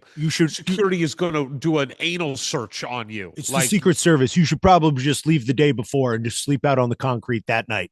Yeah, come naked or wear see-through clothes. It was just, everybody was terrified. So luckily at the Hard Rock, they had an incredible system of shuttles, giant buses that were just on a loop taking people. And our big group all walked over together. And I also want to say John Schweisberger, who has been at the Big Ten Championship game. He was where he and I did not get to sit together at the Big Ten Championship game, but in Atlanta, or I'm sorry, the Rose Bowl, we didn't get to sit together, but Atlanta, we got to sit together, which was wonderful. And then he got to hang out with us a lot at the championship game as well. Being in this process with him, and John remembers, John's a little older than us. He remembers many more losing teams in Indiana than we do. And him getting this gift of this team was wonderful to see through his eyes. So we all walk over from the Hard Rock to the parking lot that had the buses, and then we get to be with the goons on this bus. We're all like we took this group at the front of the bus, the goons, you, me, Mike Nelson, John Schweisberger, and just got to swap stories and tell funny stories and just shoot the shit. Let's be clear. It was mostly you just telling your stories and the rest of us listening. That's mostly what that bus ride was. I was asked to tell those stories. We were solicited. But the goons hold a special place in our heart. And I'm not going to be as emotional as I have been on the text chain with the goons. But the goons are guys that are a little bit younger than us, but found our podcast early on when we were not having interviews yet. We were just yelling at each other. And these goons from New York who all decided to go to Indiana University together in the early 2000s, or in the, I should say, the middle 2000s, like 2005, 6, somewhere around there. Yep. They heard in our podcast the way that they talk to each other about Indiana, which is all we ever really wanted to be, was like how we talk to each other about Indiana. We wanted to be that voice on the podcast, not analysts, just fans. And they came to our Bob Knight Bluebird event and found us and wanted to introduce themselves to us. And we have become extremely good friends with them ever since. Instantly, it was like, oh, us. And the four of them have been lifelong friends since childhood. They immediately took us in, put us on a text chain. And I probably have I've certainly gotten more texts on that chain than any other chain in my life, including from my wife. Like I easily get more texts from the goon chain than from anybody I've ever known. So we get to the stadium. It was a great ride. And then that's where we started to part. The goons went their way. They were trying to find something. We were all trying to navigate. It was a weird setup. You don't know if you're in the stadium or out of the stadium. Are you going to have to go through another line of security? When do you have to show your ticket? Can you leave? And nobody had any idea. And they're trying to find people who are tailgating. They know. And I didn't get to see a lot of my fraternity brothers at the Rose Bowl because that was such a cluster out here, especially afterwards. So I'm leading. It's, you, me, Mike Nelson, trying to make our way through the crowd. And so we get around and like, oh, here's a stage and here's like some tents and this is like some sort of official, more corporate tailgatey thing going on. So, oh, here's some good signage. We can take some pictures. We're running into some people. And look, this happens all the time. I'm not on Twitter. Generally, it's very friendly towards us on Pigs, but apparently, especially on X Twitter, there's a lot of haters.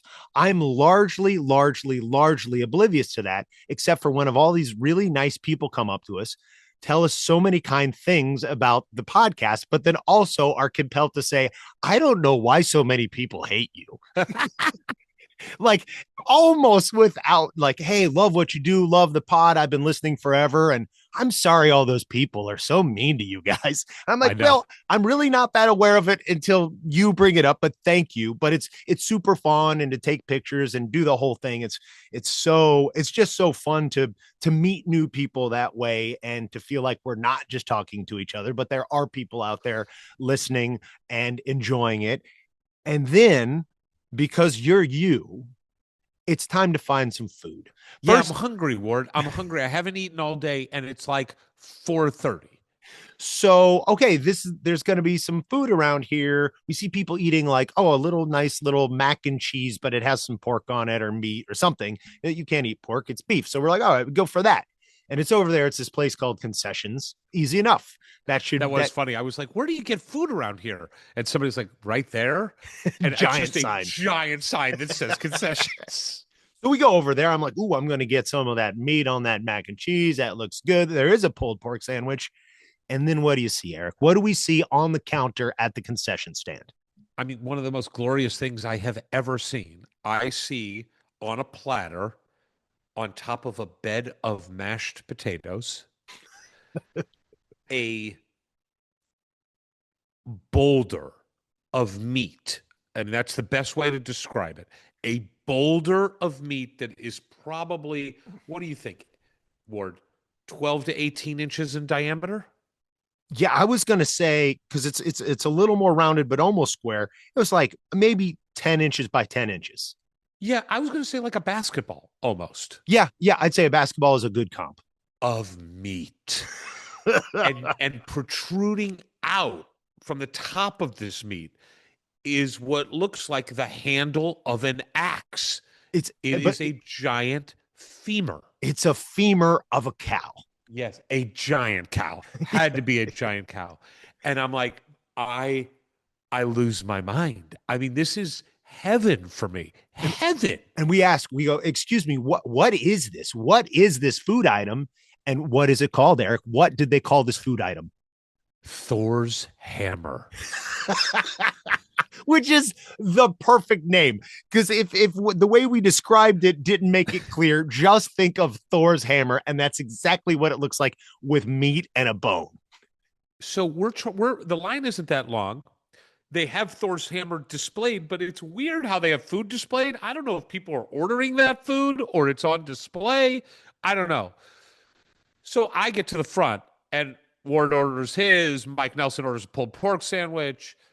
And they're like, what would you like? And I'm like, I want Thor's hammer. And they lose their minds. There is an eruption behind the counter. Oh, shit. Thor's hammer. Get a Thor's hammer up. Let's go. This guy got a Thor's hammer. They needed a bell to ring.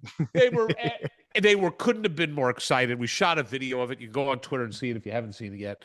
And they give me this platter with Thor's hammer on it. And now we got to find a place to, I mean, this is not something you can eat on the go. No, not at all. Not at all. So, but because it's already quite crowded and all the tables are full, at least where people are sitting.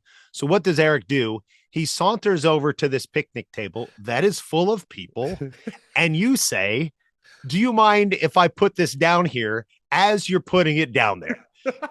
It's not so much a question, just a polite way of telling them what's happening right now. Happened to put it down next to a guy who is a butcher. I missed that completely. Yes. He goes, now what is this? And I'm like, I don't know. It's Thor's hammer. He's like, no. What kind of meat is that? He goes, I run a butchery. Let me send this to one of my butchers. He's taking a picture of it. He's showing it to me. He's like, oh, what this is a shank. This is a shank that they just carved up to make it look like Thor's hammer. And I'm like, no, dude, it's not. It doesn't look like a Thor's hammer. They're just, because of the bones sticking out. He's like, no, that's what this is. This is beef shank. Now it looks like brisket. And he's just giving me all the meat stuff. I'm like, whatever. I just want to eat it with the tiniest little plastic fork and knife with about 50 ounces of meat to try to get through. And this is the birth of my favorite video we took of the whole trip, which is you going knife, fork, knife. Why this? And then we pan to Thor's hammer. And that is the number one video I'd recommend you watch from our feed. Why don't you put it in here? Why don't you put that video in here? I will put that video in right here. Fork, knife. Why? Thor's hammer. That's why. What is it? Don't know. He said it was a cow's ass. All right, I'm going to get up in it. Look at that thing. Is it pork? Beef. So it's for dinner.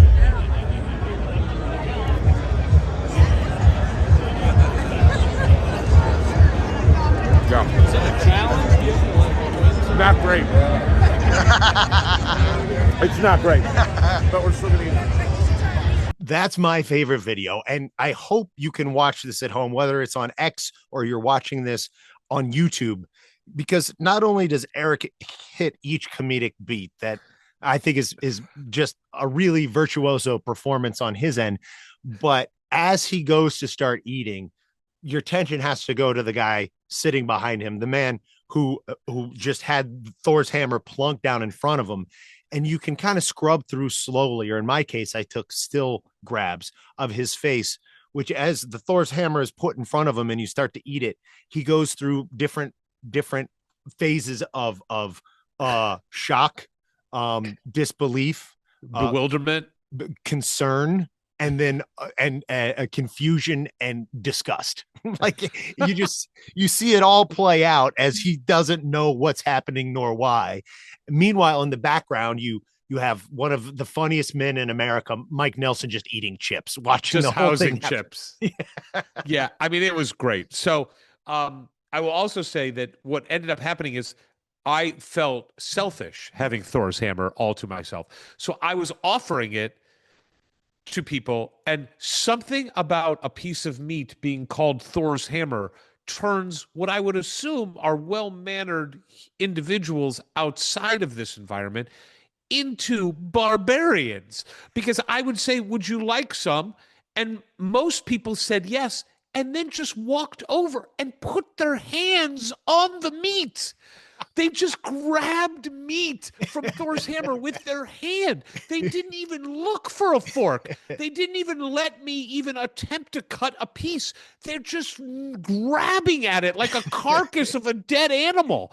I mean, it was unbelievable. It was a great it was a social experiment, is what it is. What happens when you put Thor's hammer in front of 3,000 hungry Indiana fans? They just all become Lord of the fucking Flies. Lord of the Flies. That was the exact comp. And thank goodness they did, because knowing you would have eaten it all to yourself. Correct. So Correct. they did you a favor. So Thor's hammer you made mincemeat out of Thor's hammer. And now we're like, I think it's time to go into the national championship game. I would say, one of the most fun walks I've ever had in my life, because we ran into people we either knew or had met before, or some new podcast listeners, about every 10 feet, including people like Anthony Leal, who we run into. Oh, we should also mention, we ran into Anthony Leal's family at the event. And it was so good to see them. We love them. We love them. They're just such wonderful people. Yeah, so, the Leals have always been so good to us, and they're Bloomington, they're IU to their core. Long before Anthony ever suited up for the Hoosiers, and they've always been so great to us. And it'd been a long while since we'd seen them, so it was magical to see them at the casino. And then Anthony just photobombed us. We were taking pictures with some of my fraternity brothers, and he just launched himself into it. So that was super cool. We saw Scott Caulfield from the Crimson Cast, and on. Yeah, with his family. It's just, and we saw Paul Barrere, a close friend of yours who lives out in Southern California. I did feel bad for Mike Nelson having to just tag along and like stop every 6 feet while he's like, can we just get to the damn seats? He was very patient. He got to know John very well. Yes. But look, I've been wonderful. around Mike. By the way, John, 5-Finger John, stealing like multiple towels. But Mike, I will say, Mike gets recognized a lot out in the public. Like I'll be somewhere for the weekend with Mike, and people want to take pictures and stuff with Mike. That's great. So it was, it was just a blast, because you're running into all these people like from all different eras of your Indiana fandom, from people from Peru to people you went to school with to people that you've met at different podcast events or back in Bloomington. It was just wonderful. It was a beautiful scene walking to our seats. And then when we actually get to our seats, I mean, look, they are just... thank you to Evan Martin for helping us with these seats, but they're just amazing. It was beautiful. That bowl, I loved how the bowl felt. I did. It was a wonderful setting for eternal glory, and a wonderful time to finally meet the godfather of community cars. I'm going to call him Mr. Martin, Evan's dad. That's right. Yeah, it was. I mean, Mr. Martin's been around since, the heyday of Bobby Knight, was a very close friend of Bobby Knight's, has been a huge supporter of Indiana athletics going back several decades. And it was wonderful to see him, see Angela, see the kids, meet Evan's brother for the first time, in-laws. Like, it was a whole group of us in amazing seats. And I want to say this too, if I can, just about the experience that I have had now at all 4 of these games. You have had at 2 of them. You are immediately best friends with everybody within touching distance of you. All like pleasantries and like reservations about how do you interact with somebody you've just met, out the window. You are hugging people tightly that you've met just in that moment. And it is a beautiful, wonderful thing to experience. And what I did notice, though, when we got there was like, there's too much time until the game. It just was like, I just want the game to start now. So we're going down to the club level where we had access. We did sneak Mike Nelson into the club level That in a was real. I mean, it was like a David Mamet movie the way we got him in there. I was gonna say Ocean's 11 was a Sure, comp. better, It was better you, comp, you, better you comp. or Mike Nelson came up with, but yeah, we definitely got him a bracelet he should not Wait, have I had. do, but I want to walk through it because I got to say something during this Yeah. that I've never been able to say, and I meant it, and it worked. And yes, go ahead. This is a wonderful story. So you walk down the stairs, okay, and you have to show your barcode. They have to scan it. And once they scan your barcode, they give you a bracelet. And the bracelet goes on, and then you can get in and out of this club level. That, by the way, the club level kind of sucked because you had to pay for everything down there, and the food wasn't even that good. So it's not at Atlanta, all the food was free. We'll get to the food. Okay, yeah, okay. So I see what's happening. There's a scanner, a machine that you have to go to. There's a woman there that is, doing the scanning or telling you to go do the scan and making sure that it comes up okay. So you put your phone underneath the scanner, and then a message comes up that says approved or whatever, green or red. And once you scan it once, you're kind of in trouble. Like, you can't scan it again. So I said, as we're walking down, I'm like, I'll go first. You turn to me. You turn to me. You're second. Hold on, you're second. Then I'll slip my phone. No. Wait, Wait. hold on. I'm getting okay. to the line. I'm getting to the line. Okay. I'm like, I got to sneak my phone so he has at least a barcode to scan. I'll sneak it to Mike Ward. And we are feet away from this woman. Like, it is happening in real time. I go, I'm going to give it to Mike Ward. Cause a diversion. I felt like I was in a movie. Create a diversion, Ward. And you, to your credit, did not hesitate. Well, it's because you didn't give me time to. There was no time to think. There was only time to do. So I'm like, create a diversion, huh? Okay, let's see. So you go first. You scan your ticket, and then you do the wise thing of sort of taking her a little bit over to the side. Yep. So then I can like scan my ticket. Right. And there's a little distance there with Mike behind us. So as it's happening there, I do what I did at the airport, which was I struggled to scan my barcode. So I played dumb. So I'm like, she gets your bracelet on. And I'm like, this is not working for me. And she's like, let me help you. So that's the diversion. She turns her back on you guys so you can hand the phone to Mike while I'm like, I don't know how this thing works. So, but then I don't know if you realize this. So then you getting your bracelet, and while you're getting your bracelet, Mike quickly goes in, and you move her away from the machine, which was great. Yes, that's what I picked up because you did that. I'm watching Mike scan, and the red X comes up. You cannot come in here. And just at the last moment, she turns, but the screen goes back to the default at that moment. And Mike just walks up to her, and she's like, okay, come over here. I can tell she was like, she didn't see the green. I think she saw the red before it turned, but it was like, oh, it's not working for him very well either. Maybe. But then I almost blow the whole thing. Like, I couldn't believe the way you were choking. Right as like you were fumbling the ball as we were crossing the goal line. Mike comes after he gets his bracelet. No, she's still putting the bracelet on his wrist. Let me have my phone back. You're trying to grab the phone from him. And I'm like, don't. No. I mean, look, bottom line, it worked. We got in. And you want to talk a little bit about the food situation? Well, I really wasn't that interested in the food, but you were. Coming off of eating Thor's hammer, I believe when we were still upstairs, walking around the stadium before going underneath, you picked up some fries in passing, apparently to wash down the mashed potatoes you had with Thor's hammer, which already I'm starting to show Mike. I'm like, Mike, you see what I deal with when we're in Bloomington with this guy. It's just one food item to the next. So then we go underneath in what's now a smorgasbord of all of these different kinds of foods.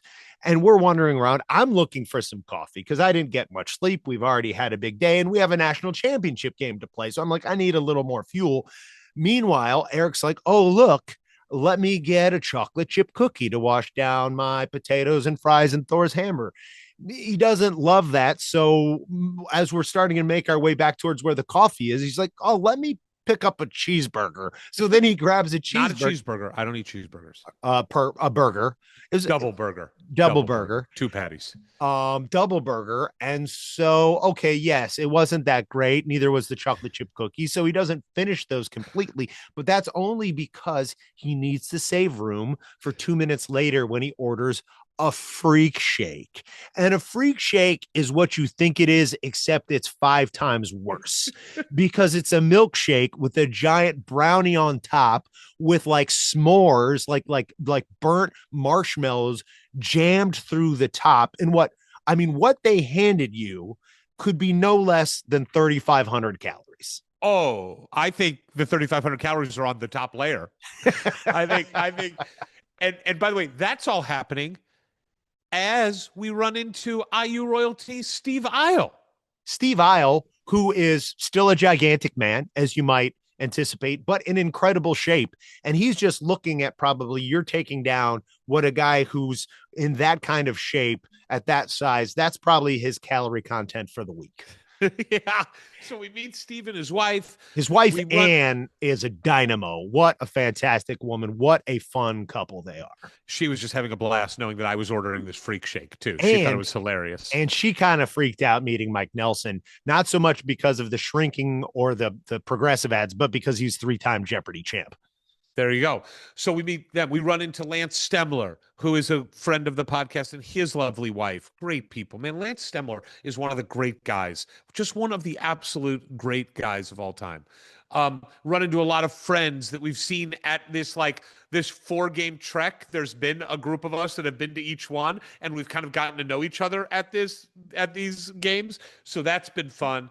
And then after being down there for a while, it is time to go to the seats and settle in because pregame festivities are starting. And I remember getting to the seat and turning around, and there was probably about 45 minutes left to the game at this point, and feeling my chest constrict. Like I was nervous. Now, also, it might have been due to the massive calorie intake. What was it? Was it after the freak shake you confided in me that you thought you'd gone too far? Yes. Yeah. that something was happening with your GI tract that might not be fixable. Yeah. And it's like, I don't know what happened to me. I lost my mind because I can't afford to have a bathroom experience during the game. Yeah, there's not like a Culver's nearby whose bathroom you can raid. Right. This would be a bad situation. So I just remember we settled into our seats. Evan was to the right of me. You were to the left of me. Evan's brother was to the left of you. And his son, Bo, which I took as another good sign, as my daughter's name is Bo and Adam's son's name is Bo. We were like, okay, this feels good. And then I will say, as the game got closer, the worst flyover in the history of flyovers, especially if you compare it to the B-2 stealth bomber flyover at the Rose Bowl. This was just, what was it, like 2 Coast Guard helicopters that flew overhead? Yeah, they weren't trucking. It was a slow, steady, easygoing flyover. It was pathetic. But the lights in the stadium were really cool when they did the starting lineups. When the team ran out, it's again one of those times where you feel the sound. You are feeling the emotion of what's about to happen. Well, and we're finally getting the answer on what the split is. And yes, there are definitely more Hoosiers than Canes. What do you think? What do you put the final number at, Ward? You were there. You've had time to reflect. Give me your final split, and I'll give you mine. I leaving, I'll tell you why I settled on a slightly higher number in a second. I had settled on it was like about 60-40, but then when things turned out well and all the bad guys left, I'm like, I think it's a little bit more than that. But I think the most accurate number came from Scott. What he said on Crimson Cast after the game was throughout the game for like 10 times, there was some vote of like, what song do you want us to play in the stadium? And it was like ABBA, not Fernando, another ABBA song. I forget what the third song was. And then it was John Mellencamp, Hurt So Good. So clearly, everybody who's voting for John Mellencamp, either you're a Miami fan and you have no idea that that's a very Indiana artist and song, but like that's a pretty good indication. And so that song won by like 68% voted for Mellencamp. How did the vote get tabulated? People scanned the Jumbotron and voted. It was like a QR scan up there. I'm going to say that that is an unscientific poll that you are quoting here, and that it is skewed towards lunatic Indiana fans who have a much bigger attachment to John Mellencamp than there was no Miami option on the board. That's true. That's true. Those are all good points. I'm gonna knock it down. I'm gonna say 63-37. Okay, well, that's not that far off from like 68%, which ended up voting for the Coug. Yeah, so I'm gonna go 63-37. So let's say 65% is a good estimate, and that's unbelievable in another team's home stadium for a national championship game. So then the first moment where I was like, oh, we're now here. This is the game, was the coin toss. Winning the coin toss felt like a win. It felt like a big first down. It felt like the game has started. We get to defer. We're going to get the ball back in the second half, which means we're going to score right before half and then get the ball back and score again. Like, you're doing all this in your head. And then it just kind of crystallized for me that we're just 60 minutes away. It's just 60 minutes of game time till eternal glory or not. Till what's at stake here is eternal glory or the most excruciating loss in the history of Indiana sports. Yeah. And I will put it ahead of Indiana losing to Maryland in 2002 in the championship, because we had won championships before. Yep. And we have no idea. We think we're going to be back, but we have no idea if we'll ever be back. This was our chance for eternal glory. Agreed. So it felt like the coin toss was a win. For sure. And it got a big response. And then the game starts. Well, before you move on from that, that's 100% luck. And we can't forget that luck does play a part in sports. And just, even in the Oregon game where they fumble the ball and we recover because it bounces towards us. Yes, we've trained to jump on a ball and to not stop until the whistle blows. And there's a couple times Fernando lost it in that same game and it bounced back to us and we got it. And for there to be a perfect season, there are a handful of places along the way where you can point to and be like, well, that was pretty lucky. And when you have something like that to start the game, okay, the way we're going to start this game and determine who gets the ball first at the beginning of each half is pure luck. You want the football gods to be on your side from the opening tip. And this was more than that. That was even before the whistle blows. So I definitely took it as a good sign. So it felt like just like a heavyweight fight where everybody's feeling themselves out. Like, can we do this? Can we throw? Can we run? Can we do this? Can we do that? And it just felt, I don't know, like stop and start, no real flow to it. What do you remember, like experientially, as being the moment where like, oh, okay, now we've got some forward momentum? Was it the field goal? So I would have to say I didn't really start to feel like we were taking control until Nowakowski got the touchdown. I thought that was a cool call. I like the call. It was only the second time this year they'd done that, and it was a good time to pull that out. And then you're like, great, this is 2 possessions, and it doesn't feel like Alabama or Oregon, but we're up by 2 possessions. And with as good as we are as a football team, even though it feels like their defensive line is wreaking havoc the way we all feared they would. Despite that, we're still up 10-0. I feel pretty good. How about you? Yeah, I will say there were just a couple things that bothered me overall about the first half. I was obviously very happy that we were up 2 scores, and I was very happy that it seemed like their offense really couldn't get it together. They didn't do anything in the first half offensively against us. Their yardage numbers were abysmal. Our defense was once again awesome. It was. The secondary was. The front four got no pressure on him. And it bothered me how much time he had in the pocket. Several times where he had way too long in the pocket. And then the thing that really bothered me, that made me feel uneasy going into the half, was there have been several games this year, we've talked about them, where we are so good at the end of the half using our timeouts to march down the field and steal some points, whether it's a touchdown or a long field goal.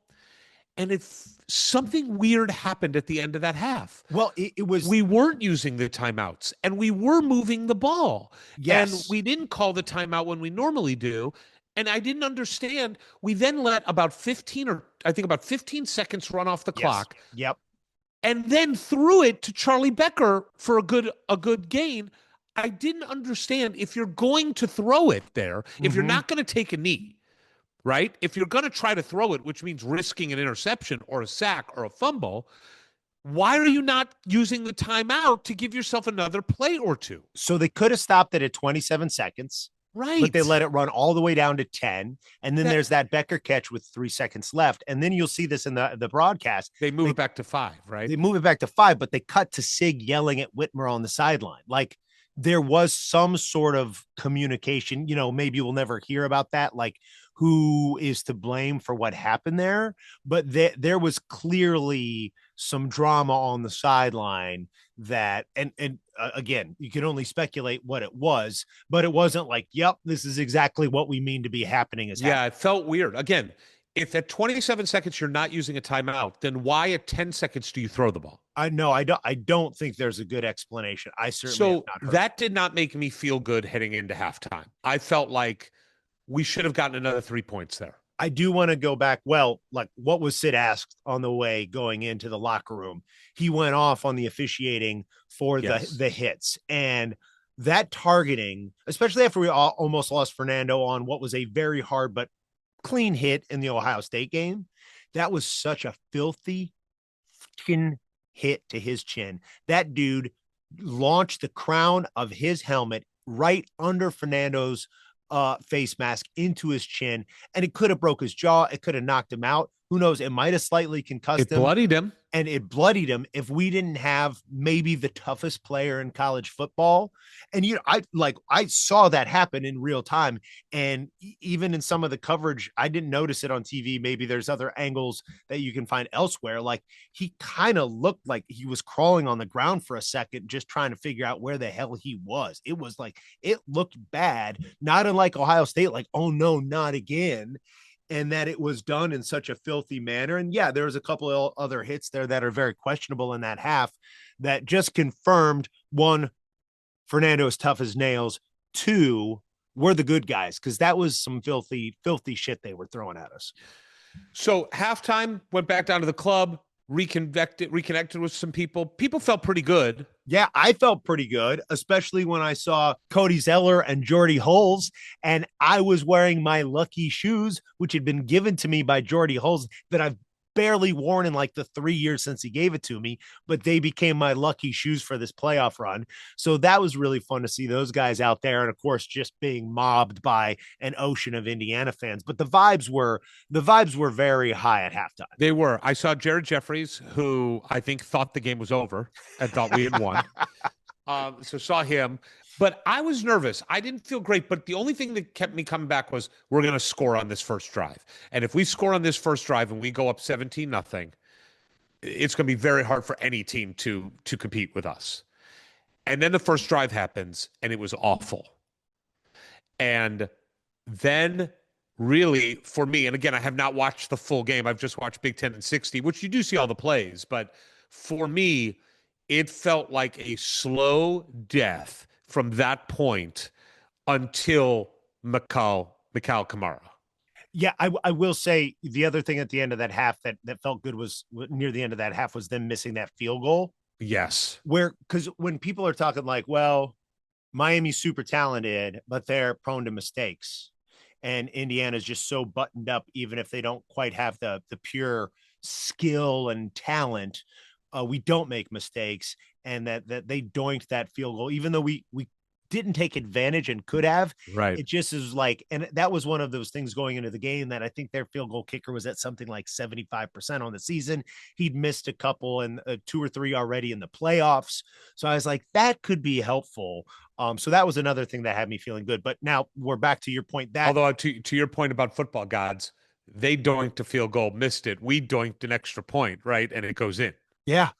Right. So I mean, who the gods are, they're blowing the football one way or the other, an inch there. They want the good guys to win. Football's a game of inches. Yeah. Football's a game of inches. Well, and Fernando, for every time, like, where does he give his thanks and gratitude first in every interview? Straight up to the heavens. Maybe we're seeing that start to pay off. Maybe. So again, I just felt like from that point, the first drive on felt like slow death until Mikal Kamara makes a remarkable play on special teams, which we talked about in the intro here, when it wasn't even a punt block call. Right. They were not trying to block it. It was punt coverage, but Mikal Kamara saw something earlier in the game that made him think, I can do this. He said, I got to pick the right time. He said that in the previous one, it was the same setup. They were not going for the block, but that he was kind of half-assing it. And the guy blocking him was kind of half-assing it. And he was like, if this is how we're both lining up, and he's thinking this is what I'm doing, and I'm thinking that's what he's doing, I think I could do it. I think next time, even though we're not supposed to be going for it, I'm going to shoot my shot. I feel like, I don't know if I've just implanted this memory like Inception, but I feel like I can still hear the ball hitting his hand, the thud of it hitting his hand. It was just so perfect. And unlike so many punt blocks where the ball goes crazy directions, this thing went flush against his hand and bounced into the end zone. A play that Holly later said to me she found very funny, because when you compare like Fernando having to like play Frogger and bump him, rock'em sock'em robots to get to it, here's another play where a ball just lands in the end zone and somebody falls on top of it. Yeah. I don't know how to explain how football works to break that down, but on the surface, I understand what she's saying. And that felt like that was the first time where I did allow myself to say, we are going to win this football game. We are going to be the national champion. That I felt like we're going to win when he did that. And this is the roller coaster of emotion in that second half we'll remember for our whole lives, because it didn't feel great. That slow death you were talking about, I think we all felt it. I think we all felt that their studs on both sides of the ball were starting to get a handle on what we could or couldn't do. And so for them to get bottled up down there, for us to keep them that far deep on their own side of the field, it felt good. And that's now a perfect opportunity for me to go pee for the 12th time of that game. For somebody who does not drink beer, but for somebody who drinks a decent amount of water and coffee, I had to go pee so often, which was like meaning the entire Martin family has to stand up and let me get by to go pee. So I'm like, okay, here comes this punt. I'm going to start creeping towards the pisser, because as soon as this punt happens, we're going to go to another 5-minute commercial. Everybody's going to go pee. So I'm going to get a head start on this. So we're all standing during the whole game anyway. So I was like, let me start making my exit now. So I literally walk past Evan and his wife, Angela, as it's happening. And there goes the punt. Boom, boom. To your point, the two sounds of the kick and the block, all hell breaks loose. Bones Jones falls on the ball. We all go crazy, but now I'm not in between you and Adam. I am with Ben and Ethan. Evan's sons. So now I just grab both of them. They're like my own children, and we're just jumping up and down and screaming and going crazy. And to your point, that was the first, because now we'd really been up against it. It was starting to feel not great. For that to happen, that was the first moment of just a burst of euphoria and ecstasy, because I think we all felt that way. Like they can't get us now. Now, I would also say, as you came back to celebrate with me, you almost took us over several rows. That's we true. Almost fell. That was as close as it got to falling. Evan had to prevent us from falling. It is funny how both of us have pretty remarkable stories on when we decided to leave the section. Let's cut to. Yeah, we maybe should have not been watching the whole game together, and maybe we would have won by 50, because there was a trend in the second half when we were apart. So we go down the field, and it's 4th and 5, and Cig calls the field goal unit, and it's not that far of a field goal for our guy. We're on the 15-yard line or so. So I'm like, okay, now's my chance. I got to go to the bathroom. So I'm going to run out. There's a timeout. He's going to come back, kick the field goal. I'll either listen to the field goal or I'll be back in time. I go out of our section. I go up the stairs. I get in line at the bathroom. And there's a little bit of a line, which I wasn't happy about. And I hear the radio broadcast. They're playing the audio. And it says, they're sending the offense back on the field. I'm like, oh my God, 4th and 5 in the fourth quarter when we're only up by, at this point, 3, right? Yeah. I'm like, this is bonkers. What's he doing? Maybe he's just trying to draw him off, but whatever. I've got to go see this. So I leave the bathroom, but it was too far to come back to our section. So I just kept going in that direction where the bathroom was and went into the next section. And it happened to be in a section that when I came out of the tunnel, I am like eye level with the line of scrimmage. It's like I'm on the 20-yard line. And I don't have time to like find a seat. I'm not going to find a seat. I'm just standing there in the little opening, right amongst the fans. But it's just me standing there. And then they snapped the ball, and it felt like it was slow motion. It felt like every move he made, all like 14 changes of direction that he did, felt like they were in slow motion. Everyone felt like the ball was going to get stripped and there was going to be a fumble. He got close to the yellow line or the first down marker. It's like, oh my God, he's got the first. He's got the what? He's still going. Then he gets clocked. And I'm like, oh, the ball's out. And he kind of, when you go back and watch it, he puts his hand down on the field. He gets thrusted forward. His hand goes all the way down where he like touches the ground to like brace himself, then pops back up, then dives. And it all is playing out in like slow motion in front of us. I cannot believe what I am watching. And I thought the ball was out. I thought when he spun and his body did something weird, it was out. And then I just see him majestically diving into the end zone. And everybody loses their mind. None more so than what I decided to do next, which was I had to celebrate with somebody. So you got to. And the only person that was next to me was a Miami-Dade police officer in full tactical gear, like camo. He's wearing the vest. Yep. I see him, and I'm telling you, I had a mental break. I put my hands around the vest on his chest, and I am like grabbing him, and I just start jumping up and down. And as I'm grabbing him, he is reacting like this. Oh, fuck. Because he's a Miami fan. He should be.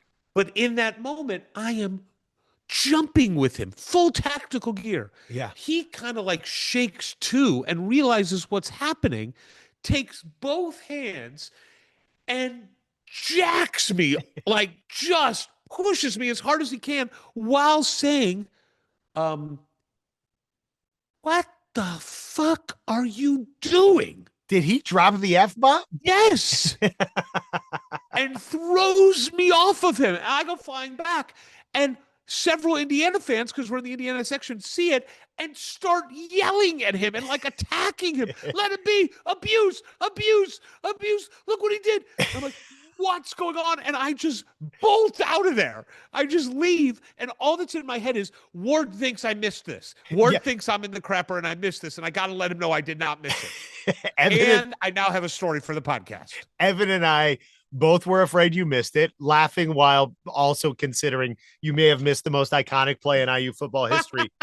Two, hearing that story again, because obviously you told it to me right after it happened.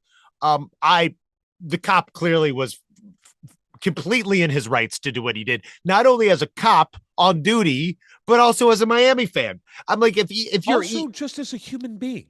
He got accosted by another human. No. But if you're cheering for the other team and it's your home field, or you're a police officer who has like a weapon on you or a couple weapons, you're lucky that's all that happened to you. That's what Holly said. Holly says, I'm lucky I didn't get arrested or shot. Yeah. Which, since you had already seen I'm glad you saw the interception too. Spoiler alert. Yeah. But had you at that point been either one, knocked unconscious, two, arrested, would have been an even better story. Just saying. Yeah, look, man, that was an interesting one. So now we're inside 10 minutes. We have a 10-point lead. It seems like the game is going our way. You would think so. And then they come down. Because this is now the second time we feel like we've won the game. Look, they worked us in the second half. There's no other way to say it. They worked us. They got everything they wanted on the running game. They got everything they wanted on the passing game. And I think one thing that you take it 10 times out of 10, but in blocking that punt, you're putting the defense right back out there. Yeah. And when already you're starting to get a little bit ground down by such a massive offensive line and talents like Tony and I can never remember the running back. Fletcher, running back. Fletcher. Those guys are Sunday guys clearly. And I think we were not quite ready as a defense to get back out there right away. And it was a short possession they had prior to that. But when you stack those two together, you're like, ooh, those guys are starting to get gassed. Totally. So they come down, they score another touchdown. Then we get the ball and it's like, okay, this is it. Fernando, go win the game, right? Go win it because you score a touchdown here and it is over. And we march down the field and we are looking really good. And let's talk about Charlie Becker on the fourth downs. I don't even remember like which one it was and when it was, but he had some huge catches. It was, this was the other huge fourth down call of Cig, of being like, we're going to do this. We're going to do it through the air. It's the back shoulder throw to Becker, which like a 20-yard pass, not like a 6-yard pass. But he's invented a new move in the way he's falling back onto his butt when he does it. And it's not like, oh, he's just contorting himself to finally get at this. It's like, he did the exact same thing twice in this game in critical situations. This is like now the Becker butt catch is now like his patented move. Yeah, it is true. I felt terrible for Elijah Surratt, who dropped a huge third down catch, the guy who's been the most reliable receiver we've had maybe ever in the history of Indiana University, and definitely over the last 2 years. And he dropped one that he never drops. Yep.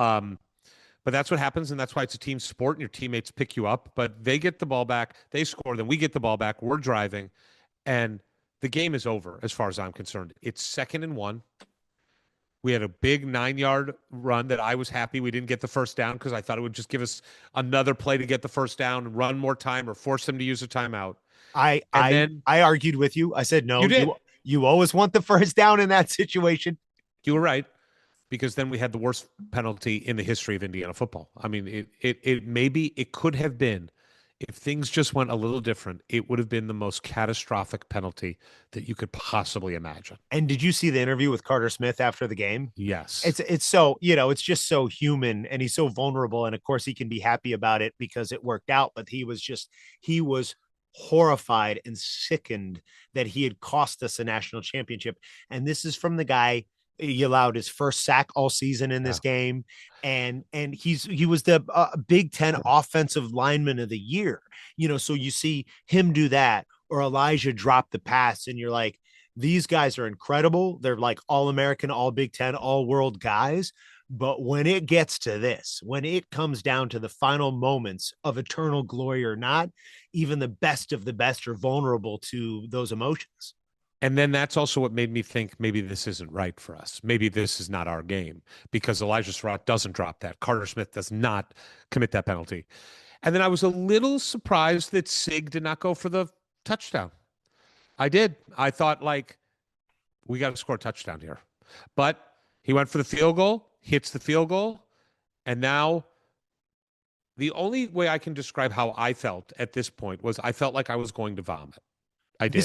This is again where I've never been more upset at seeing my team hit a field goal in my life. Right. It just felt like a death sentence, the dreaded 6-point lead.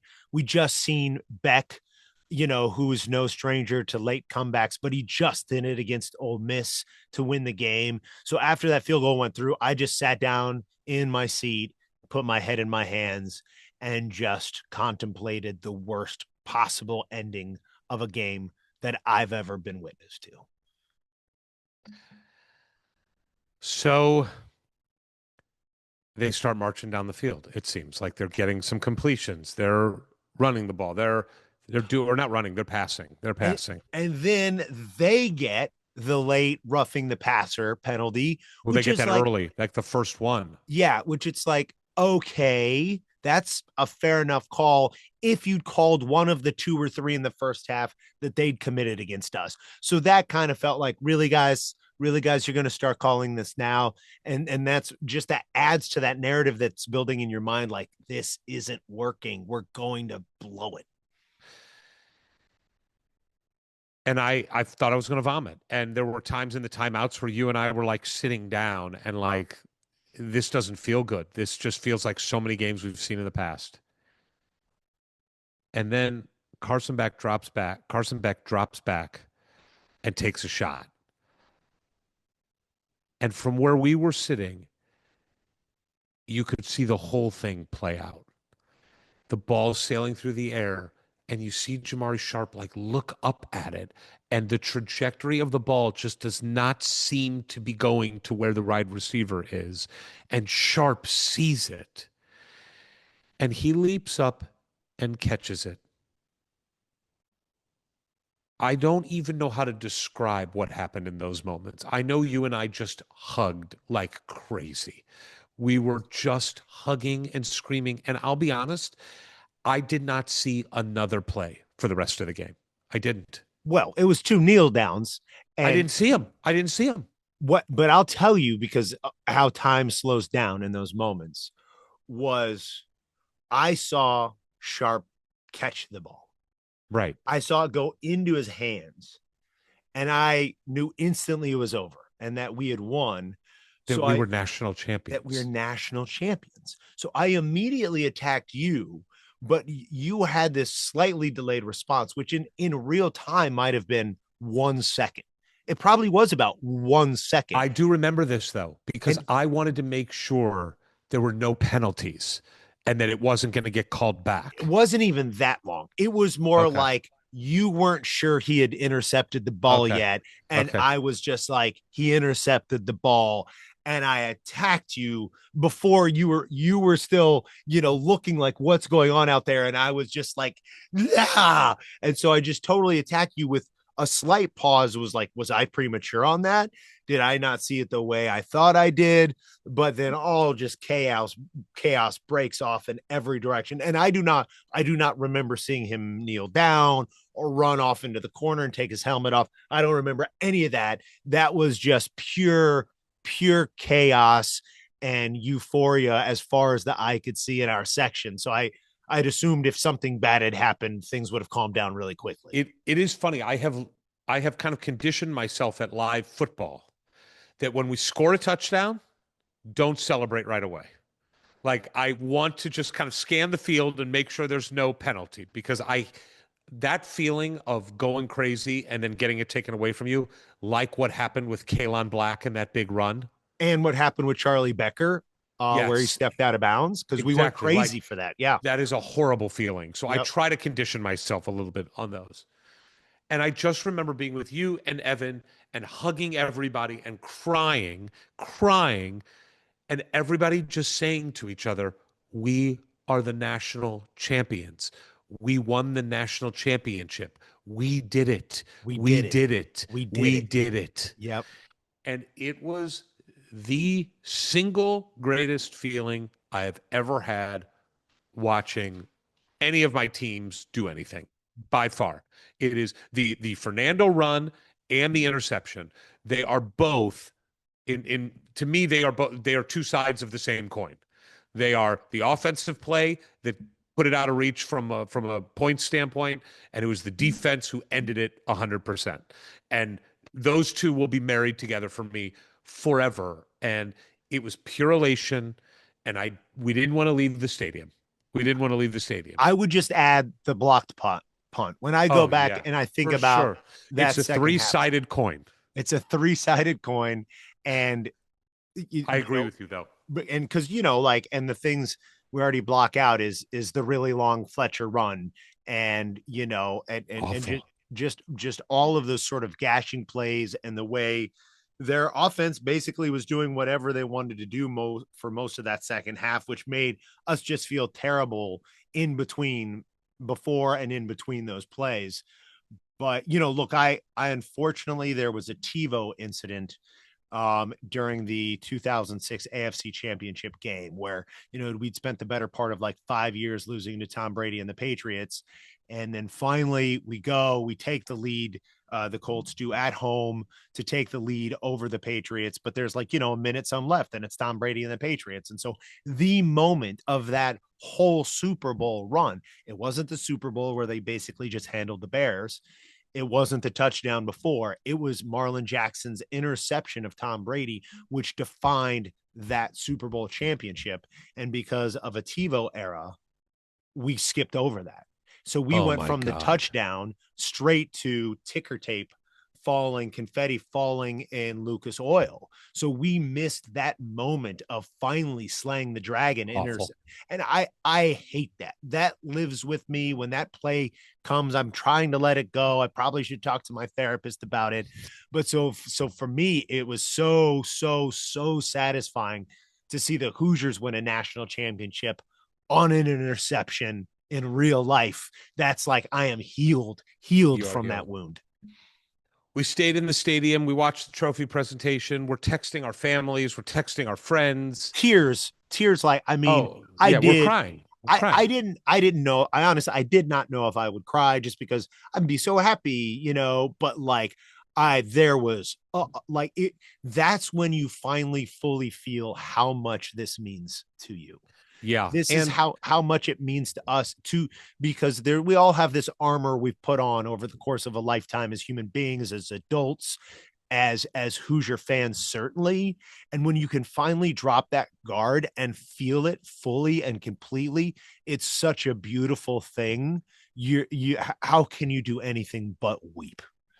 And getting to, like, I did a FaceTime with my whole family who was watching it together, and getting to see their faces. I couldn't hear anything. I don't know if they could hear me, but just seeing their faces, the texts from hundreds of people I haven't talked to in forever, people that are close to me, Ohio State fans congratulating me. I mean, it was blissful. And then we made our way down where D'Angelo Pons had come into the stands, and I got a quick video with D'Angelo Pons and just got to thank him. Really, all I wanted to do was thank him for everything. Like, that's all I want to do to every player, is I just want to thank them for what they gave us. That I just feel such deep gratitude to the coaches and players for giving this tremendous singular gift to Indiana fans that we will have forever. They are all legends. They are all heroes to us. Can you imagine Ward being a kid? Like, I remember, look, we both remember what Steve Alford means. What Calbert Keith Chaney Smart means. Yeah. What Calbert Chaney. But those guys, Calbert, I mean, Steve and Keith won it. They got, yeah. Mm-hmm. They are elevated a little bit, because of that over anybody else. And that's why you look at like Evan's kids and Adam's son, they're in that perfect age. Like, oh my gosh, this is going to be, I mean, it's going to be all our favorite team forever. But also that these are such like wonderful humans and colorful characters. There's just it's again checks all the boxes of what you want at any age, but certainly at like 12 years old I for mean, your Stella. team to Stella be. is obsessed with Indiana, and she's obsessed with Fernando Mendoza, and she never liked football before and likes football now because of this. Mm. Like, we bond over it. She has a bulletin board in her room. It has the towels that I've gotten from each game on it. Like, she's so proud of them. She wants a Fernando Mendoza cutout in her room. Like, it's just all it's all just wonderful. And we leave the stadium buying merchandise, which we are wearing, or you have gotten too hot, so It you've taken it off. got a little stuffy in the garage, but it's right next to me. And then I got to say, standing in that line, that crazy Disneyland line of taking the shuttle back, which I don't know, what were we in that line for? 45 minutes, maybe? At least it might have been an hour.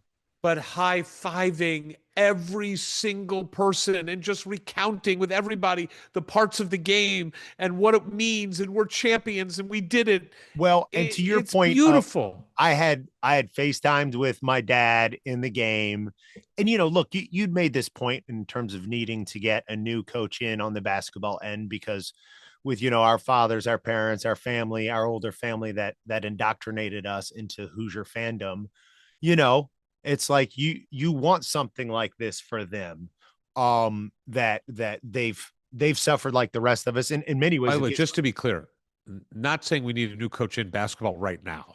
No, that's what I was saying. What you said about Woody. Oh, I didn't hear you say Woody. Yeah. Yeah, Okay, this yeah. was near the end of Woody's tenure. Like he's got to go because not just for us, but like our parents, like Yeah. we want them to have something at this point in their life to be excited about and proud of.